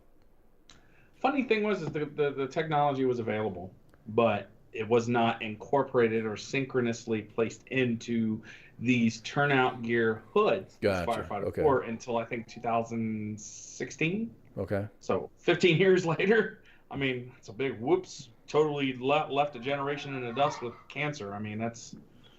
But either way, we're addressing the issue now, and even then, still 98.5% of fire departments in our region don't even know of these hoods' existence, and nearly all of them don't have them. So we need to fix that. Send me info on those hoods. Text it to me or send it to me in the messaging, and I'll pass that on to our firefighters. And my brother's a cop in Chicago, and I'll let him know. Absolutely. So MGS Globe is the company that puts them together. Okay. And takes the proprietary DuPont nano Nomex hood materials and puts them together into their hoods. And they sell them. They're like 90-something a piece. The thing is, you hear things like DuPont. I'm like, oh my gosh, three-headed fish, know, and right? No lead paint, no. Freaking Agent Orange and all kind of no DuPont, fucking Teflon. So the final big thing that I added to the car show. I'm really excited about this because I'm not singing the anthem this year, so I can watch it. Really? During the anthem, we will, from this point forward, every year following too, we're going to have warbirds, not jets or stealth fighter where it's blink and you miss them. No, warbirds like World War II, maybe like Mustangs and. So we're gonna have T3s, T34, or not T3s, T6s, T34, leading a Finger 4 Texas missing man formation with the B-27J Mitchell in front of it, leading the way, fly over during the anthem. And the T-34, awesome, from what I understand, is going to peel off from the formation. And it's a nice tribute especially for this year with the military being fallen. That's really cool because they're loud. You're going to hear them. But then you get to see them for a long time because they're not that fast. Absolutely. And they told me that the hard deck is 5,000 feet. They'll try to get as close to that as possible. I was like, good, because I want this thing to shake the ground like Rumble says. 5,000 is so high. You think it is? Not when those birds are flying. 1,000. I'm thinking 1,500, 2,000 AGL above ground level would be just awesome. Yeah, I think legal speak, the airspace only allows them to go as low as 5,000. They're stupid because they need to be closer. I would love it if they were 1,000 feet away and you felt your hair. Well, I would. Yes. You felt your hair slick off your face. Like, that would be pretty cool. Because you see these birds fly over during the Super Bowl and stuff like that. They're closed domes. You don't even freaking see them. But more importantly, they don't seem like they're 5,000 feet in the air. Yeah. But then you look at the rotor wing, you look at the helicopters, the Apaches, the Blackhawks that you see flying over, the Chinooks. They get pretty low. It seems like you can reach out and touch them. Right. And maybe we're just eye to perception. I don't know. It just seems like either way, people are been talking about it for 3 or 4 months now. Ever since I made that announcement, it's been the talk of the region. So your corporate sponsorships, you're probably having a pretty I don't want to say easy. Well, I saw the list, and it has upgraded a lot since the last time we were on here. I see a Black Rifle on there and a couple other big names on there. Oh yeah, so Black Rifle Coffee Company. I wanted to say both words at the same time. They are donating what they did last year and then some, a litany of supplies and coffee, and we're counting it like as a part of a heroic raffle that we're going to raffle off at the event. Pit Boss donated $1,000 grill package. Nice.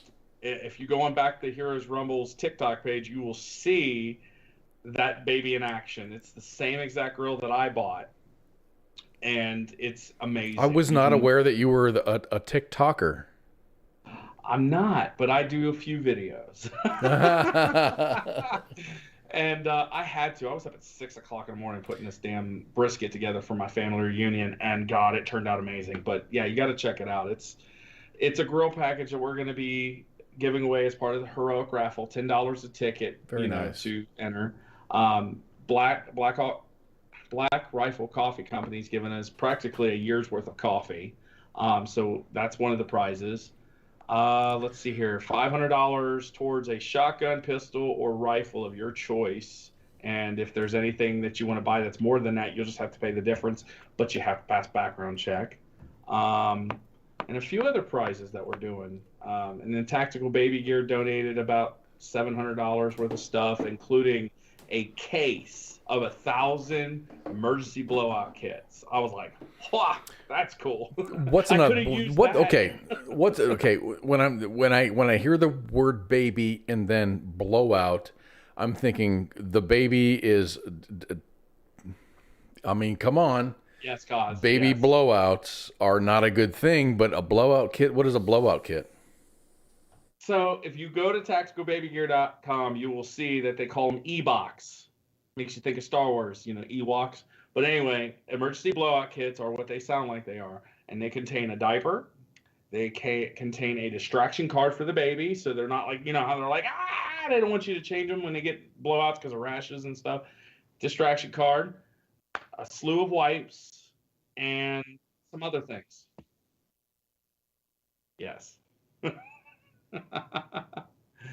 So, yeah, it's a pretty awesome thing. They usually sell them for like $5 pop. They gave us 1,000. No, I lie. 100 of them. It's a case, 100 of them.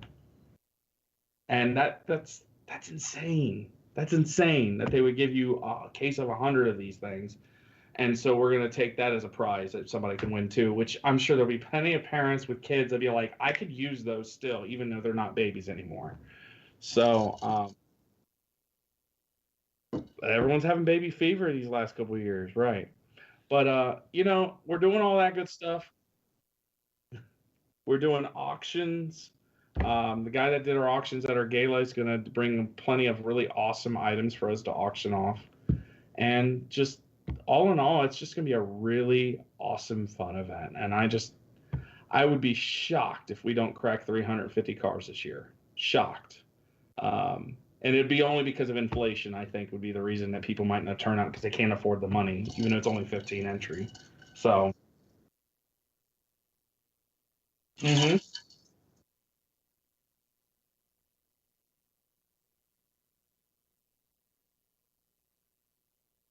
So mostly local talent, but they're all very well followed in this region. We have Vance Lee Perkins, which I think he's a secret, awesome musician in that he's not very out there in our area, but anybody that knows Vance is first off, he's a really good dude. Okay. But moreover, he's just pure God-given talent, unmitigated God-given talent. And he could probably learn any song you ask him to for a concert, and he could learn to solo too. I mean, I've watched this kid play, and I was just like, how the hell did you just do Leonard Skinner's solo to the T and then added something to yourself and it still sounded good? Like, and then he's got a great voice too. I mean, he can really rock out Edwin McCain, if that tells you his range. But you know, he's like a young Chris Stapleton. If that's a bold statement, I'm sorry, but I really feel like it's.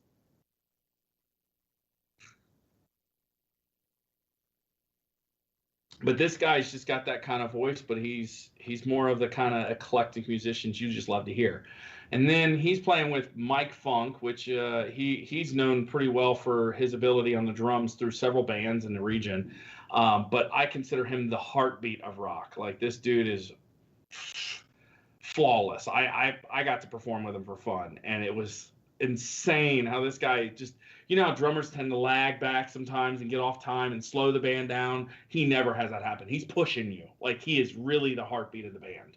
And he's just amazing. And then I don't know their guy Chris per se off the top of my head, but apparently he's an amazing bassist.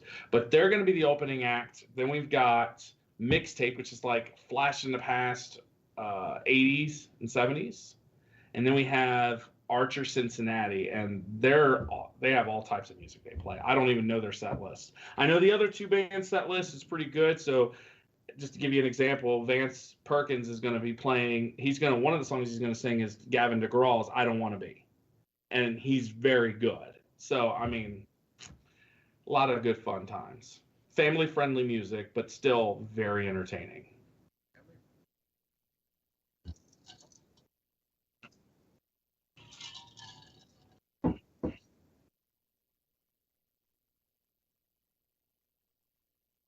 Yes.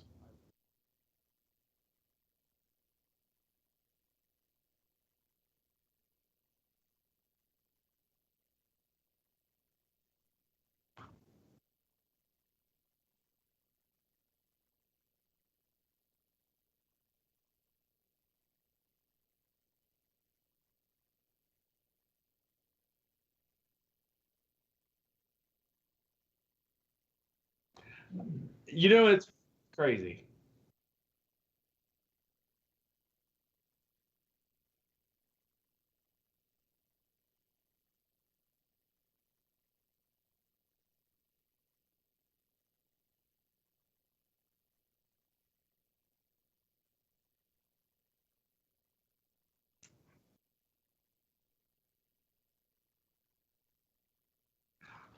So, one thing that you'll notice when you put on these shows after a few years, you will find people will go out of their way because they really like the hardware you're giving, or they really want to try to say, like, when people are trying really hard, like above the normal hard to win a trophy at your show, that's got to say something to you as the event organizer and your group who puts this on. Hey, people really respect your show and what you're doing.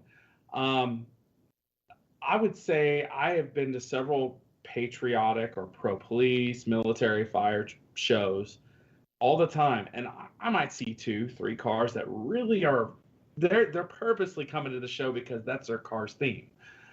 I'm seeing guys that are out there and they're still trying to make their car fit the theme because they want to get recognition. And last year it was a godly higher percentage than I've ever seen. I was impressed. I was proud of it, but moreover, I was just purely astonished on how people kept still trying to do that, even though our judges look beyond that. Yes, that's presentation, but that's just bonus points. That's not what you're graded on. We look for cleanliness, quality, any original ideas that are done to the vehicle. When people think original and think original parts, we're not doing concourse. I mean, yeah, we got concourse judges judging them all from across the region. And we're going to have even more this year. A lot of them reached out and said, hey, we love what you're doing. Can we also help? And we're like, yeah, that's a no-brainer. I mean, it's got to be something when these judges get paid to judge car shows and they're coming and volunteering to do their shows willingly. Like, that means a lot to me and a lot to our families that we're honoring. And, just hopefully we try to do everything we can to keep things fresh, keep people coming, And also for people that come to enter into the show, we want them to understand, like, just because so-and-so won last year doesn't mean he's automatically going to win this year. We try to look for new things. Funny story is when we do the honorees choice, we don't have a best of show. We have best of classes and stuff like that, but best of show, we don't even have that. It's honorees choice. It could be although it's never really been this, it could be a dung heap of a car, right? But something about that car clicks with the family. They'll pick that ride, and it wins what people are all looking at as the best of show. It's honorees choice. But it means more than just best of show. It means this family, believing that their loved one who died for us loves this car the most. That means a hell of a lot more to me than a best of show, personally. And it does that way for them too. And it's a wild card, and people love that. They eat it up.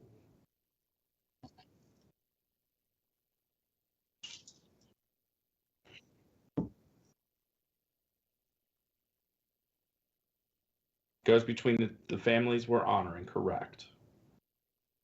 And this.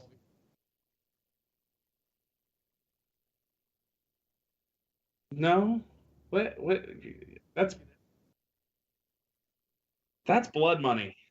That's blood money, man. I would never ever imagine keeping a penny out of it. It's not mine to keep.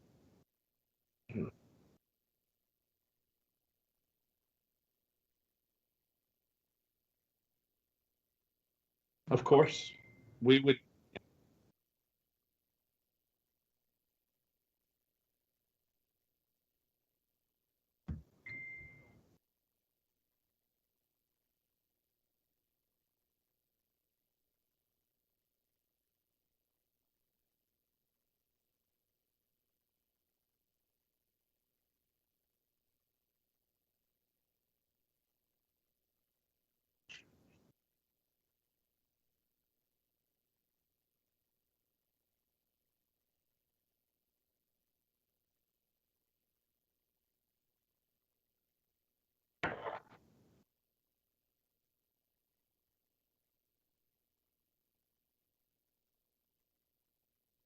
No, and last year our gross receipts were below 50,000, so we didn't file a long form. In fact, the IRS asked us, "How much did you raise this year?" We say this much.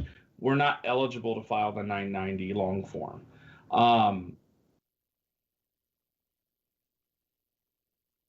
No, it's a detailed several days pages. It's got different scheduler forms that go into greater detail with certain questions that you answer yes or no to.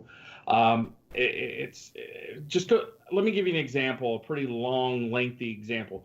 If you go to Wounded Warrior Project and you pull up their stuff, you'll see, along with every form that's the beginning packet, there's a side Schedule A, Schedule Z, Schedule O, Schedule P, whatever, that explains different parts of where all that money goes.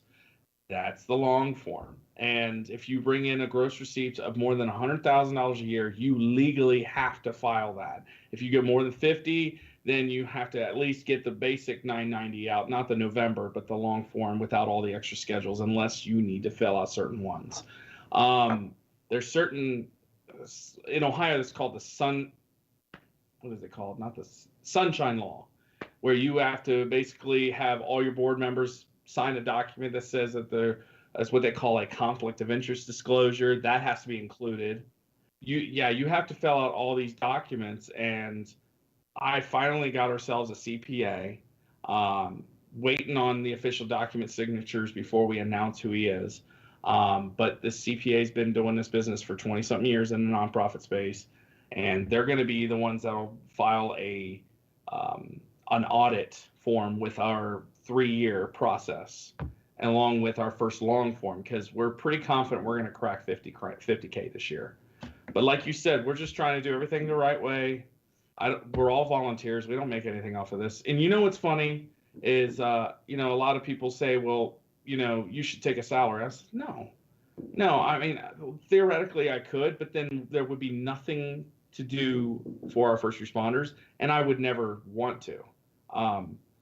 There's financial reasons why I wouldn't want to, but more importantly, it's just not right to me. It's blood money. That money is supposed to either go to families of fallen or take care of preventing more from dying in the line of duty in the first responder community. I'm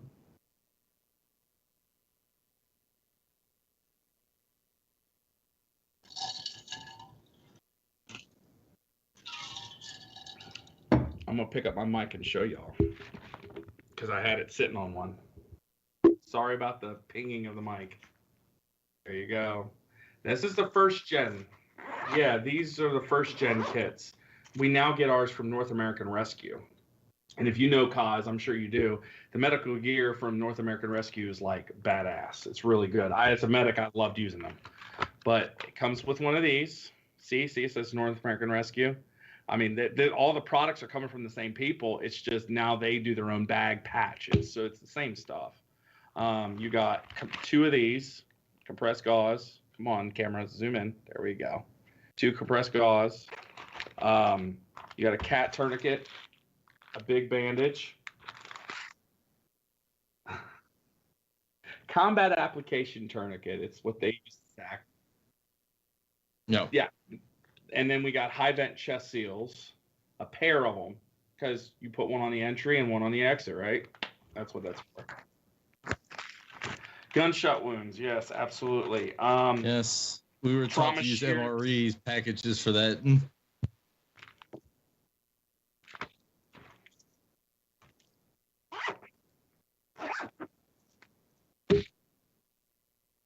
No, you could use it. You don't even put gauze on there, dude. You could use it. You could use MRE plastic. You could use MRE plastic to seal it up. Come on, man. Hey, I gotta make my Ranger pudding. Hold on, man.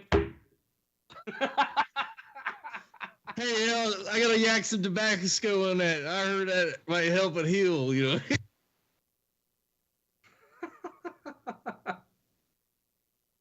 know. Oh yeah. I heard medical supplies are like really hard to get around nowadays. I don't know if that's true or not.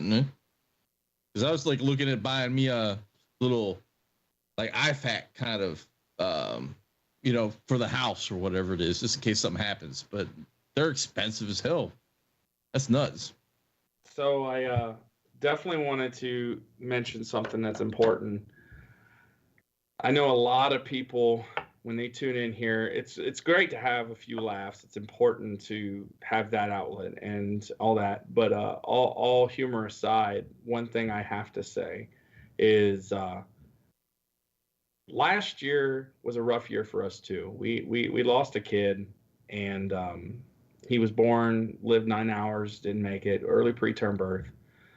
And the reason why I mention that is not because I'm asking for anybody to say, I'm sorry for your loss. I appreciate that, but I'm moving forward with them in my mindset because I can understand, at least in some sense, while it's not as tragic as your child was alive all over the age of 18, 19, 20, 25, 30, and was killed in the war that I really didn't want him to go into, but he decided to do bigger and better things for himself and the country, right?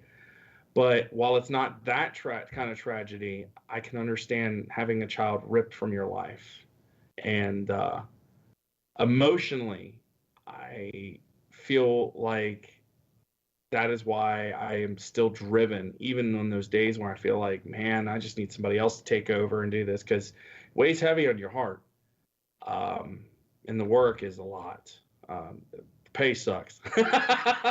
But no, but seriously, like it hurts to see these families and to see them grieving, and there's not a damn thing you could do to change it. And you hand them this check and it feels empty at first, but then you look around and you see the amount of people that are there.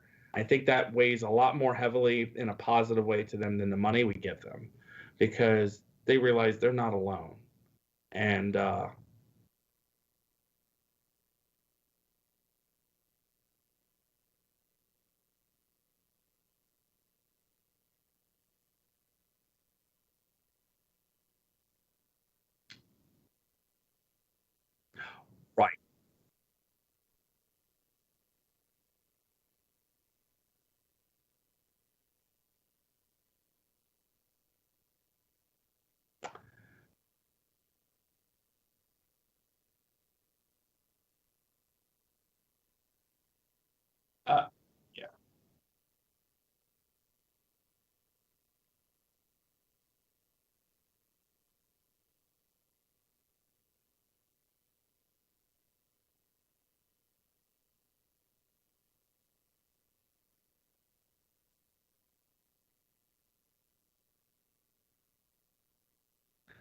Heck, it could be money they could do into a charity they've already started.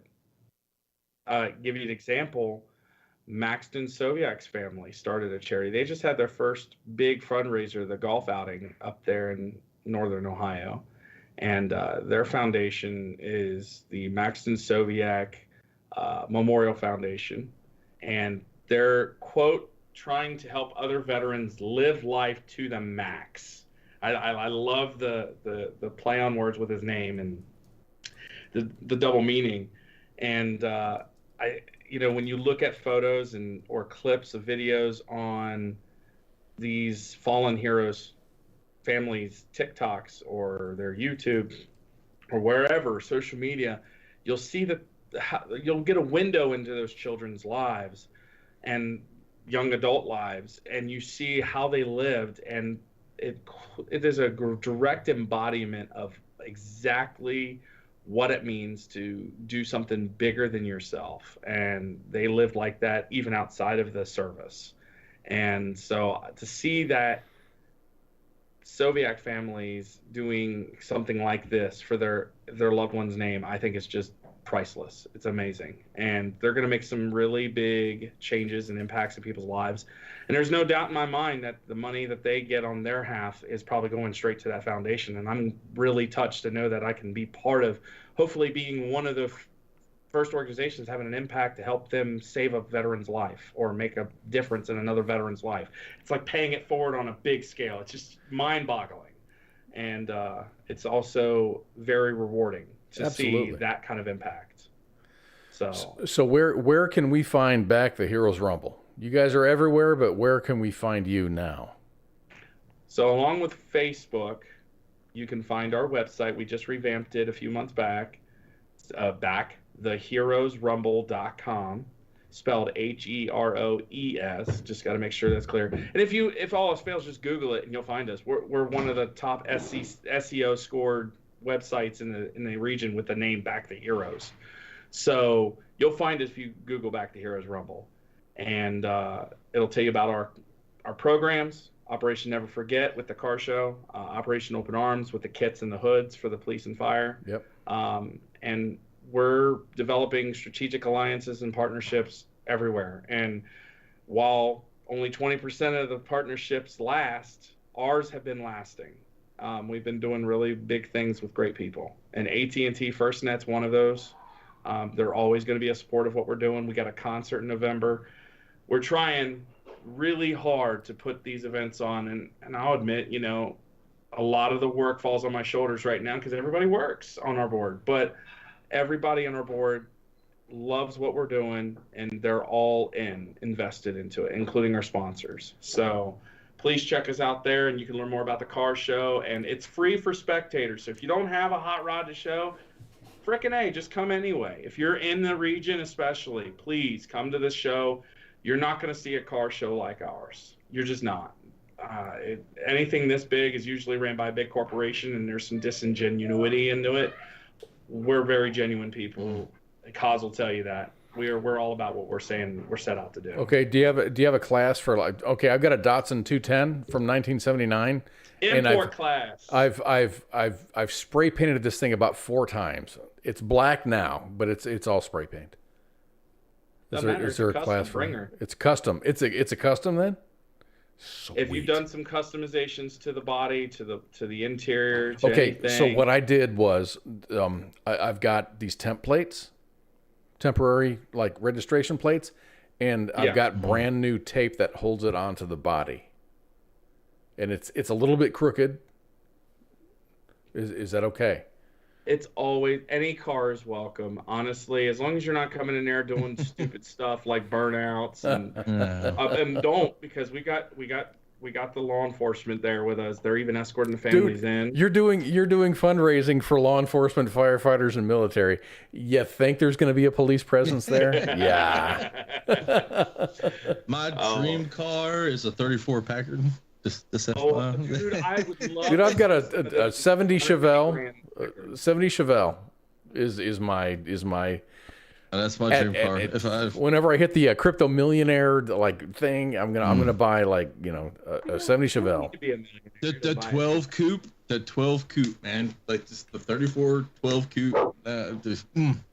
Yeah, I honestly, you see the dogs are barking. They're agreeing with you, Pookie. I agree. I love the Packards too. The Dick Tracy era was just, God, the best year for a car was '59. The year of the fins, man.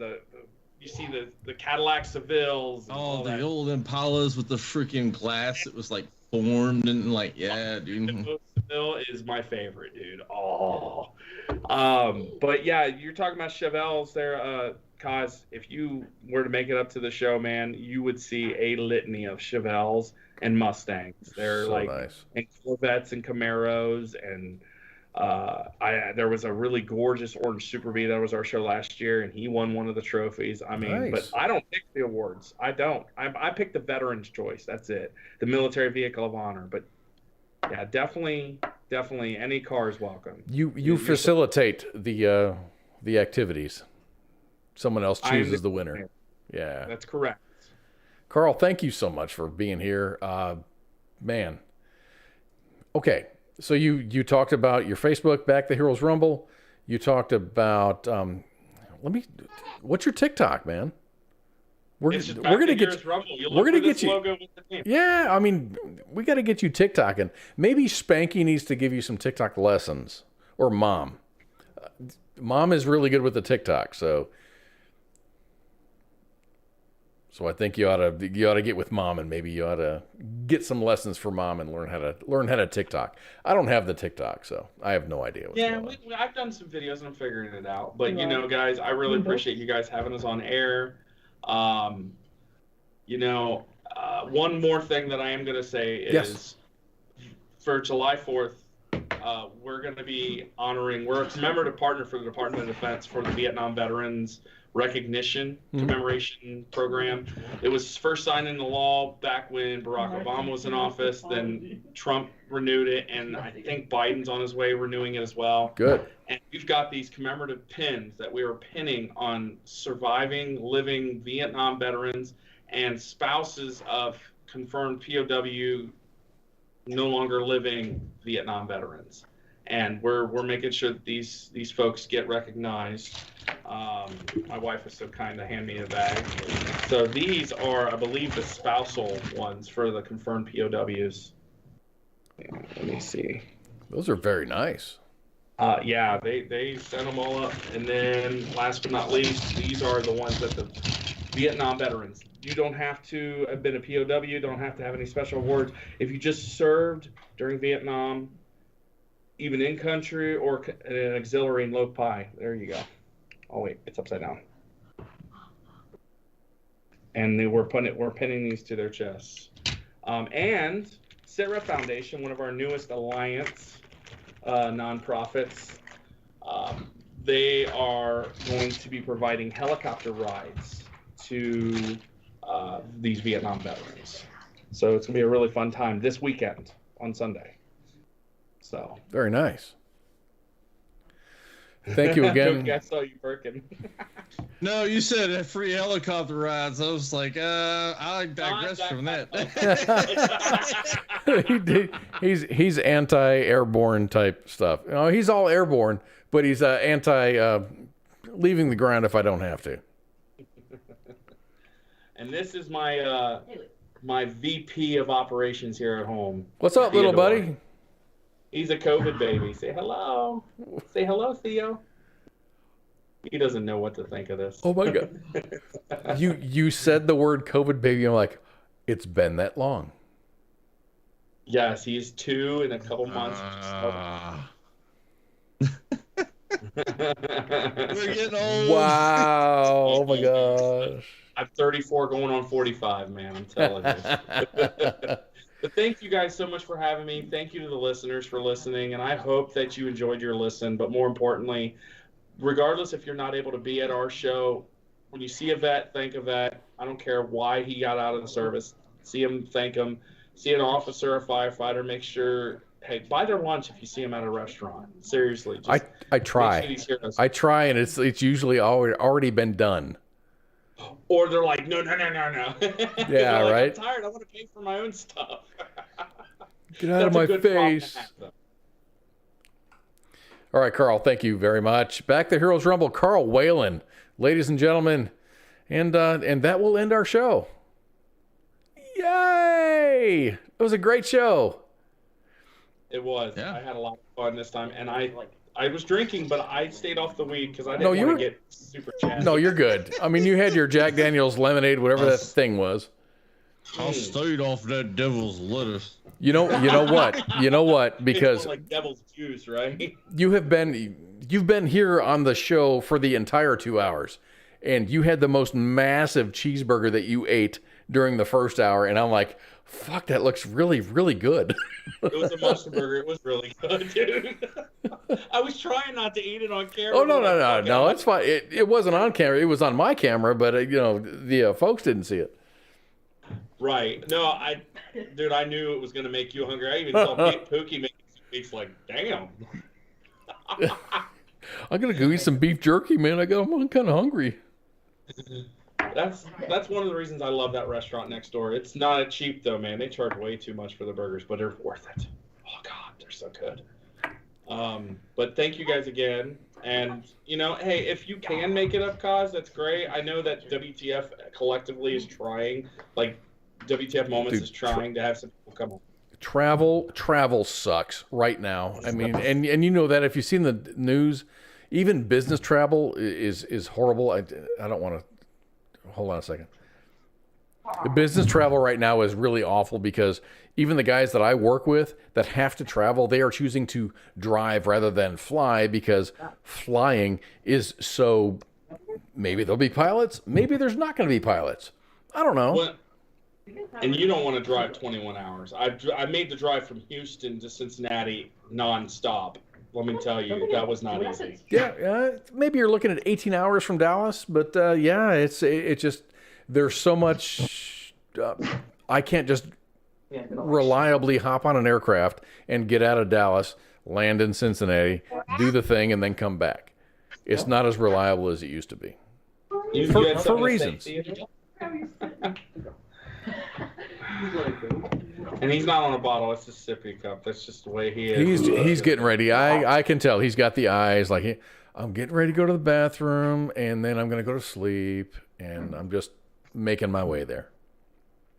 But just know, we're definitely going to have several people who want to cover the event that are going to take photos, videos. I'm going to literally tell every single one of them, dude, if you're going to do that, share them with me, because I want to share those with you guys in September.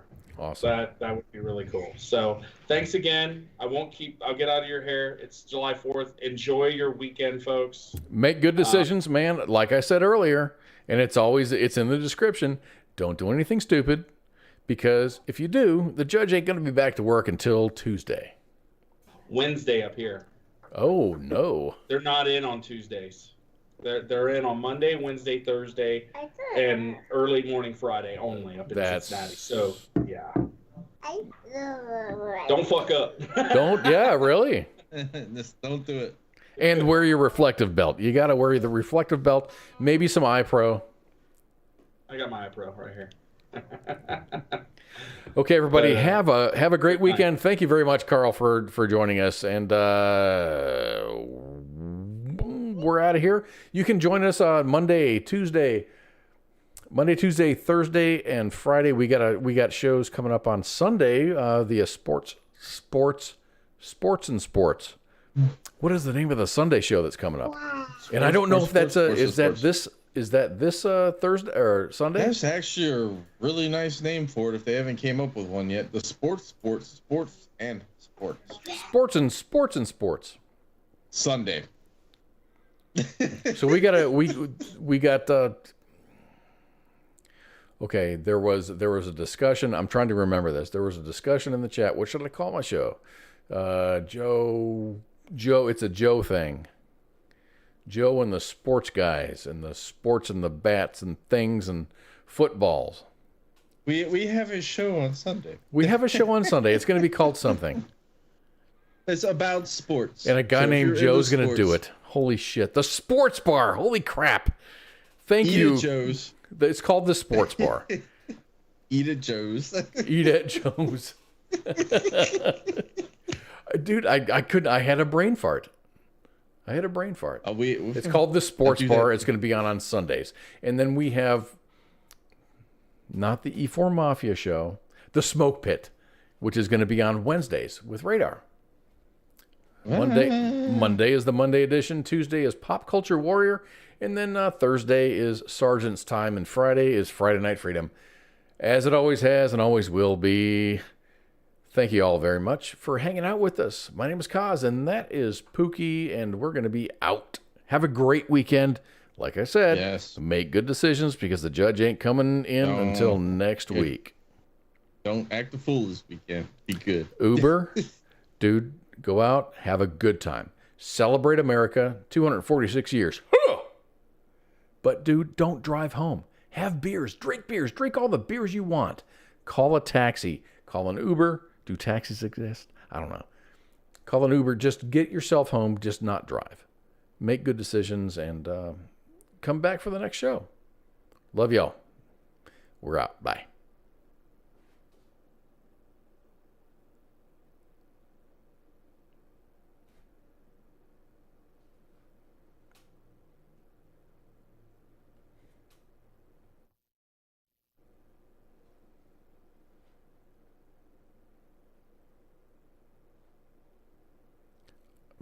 Not sure what's happening.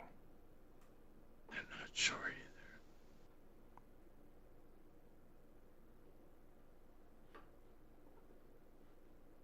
either. I don't hear the normal music. No, playing. I don't. I'm having more technical difficulties.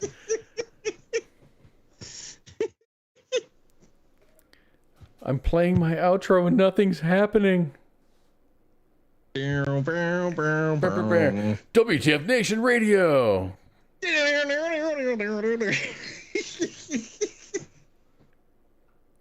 Straight hillbilly. This is so weird. Okay. Love y'all. We're out of here. Bye.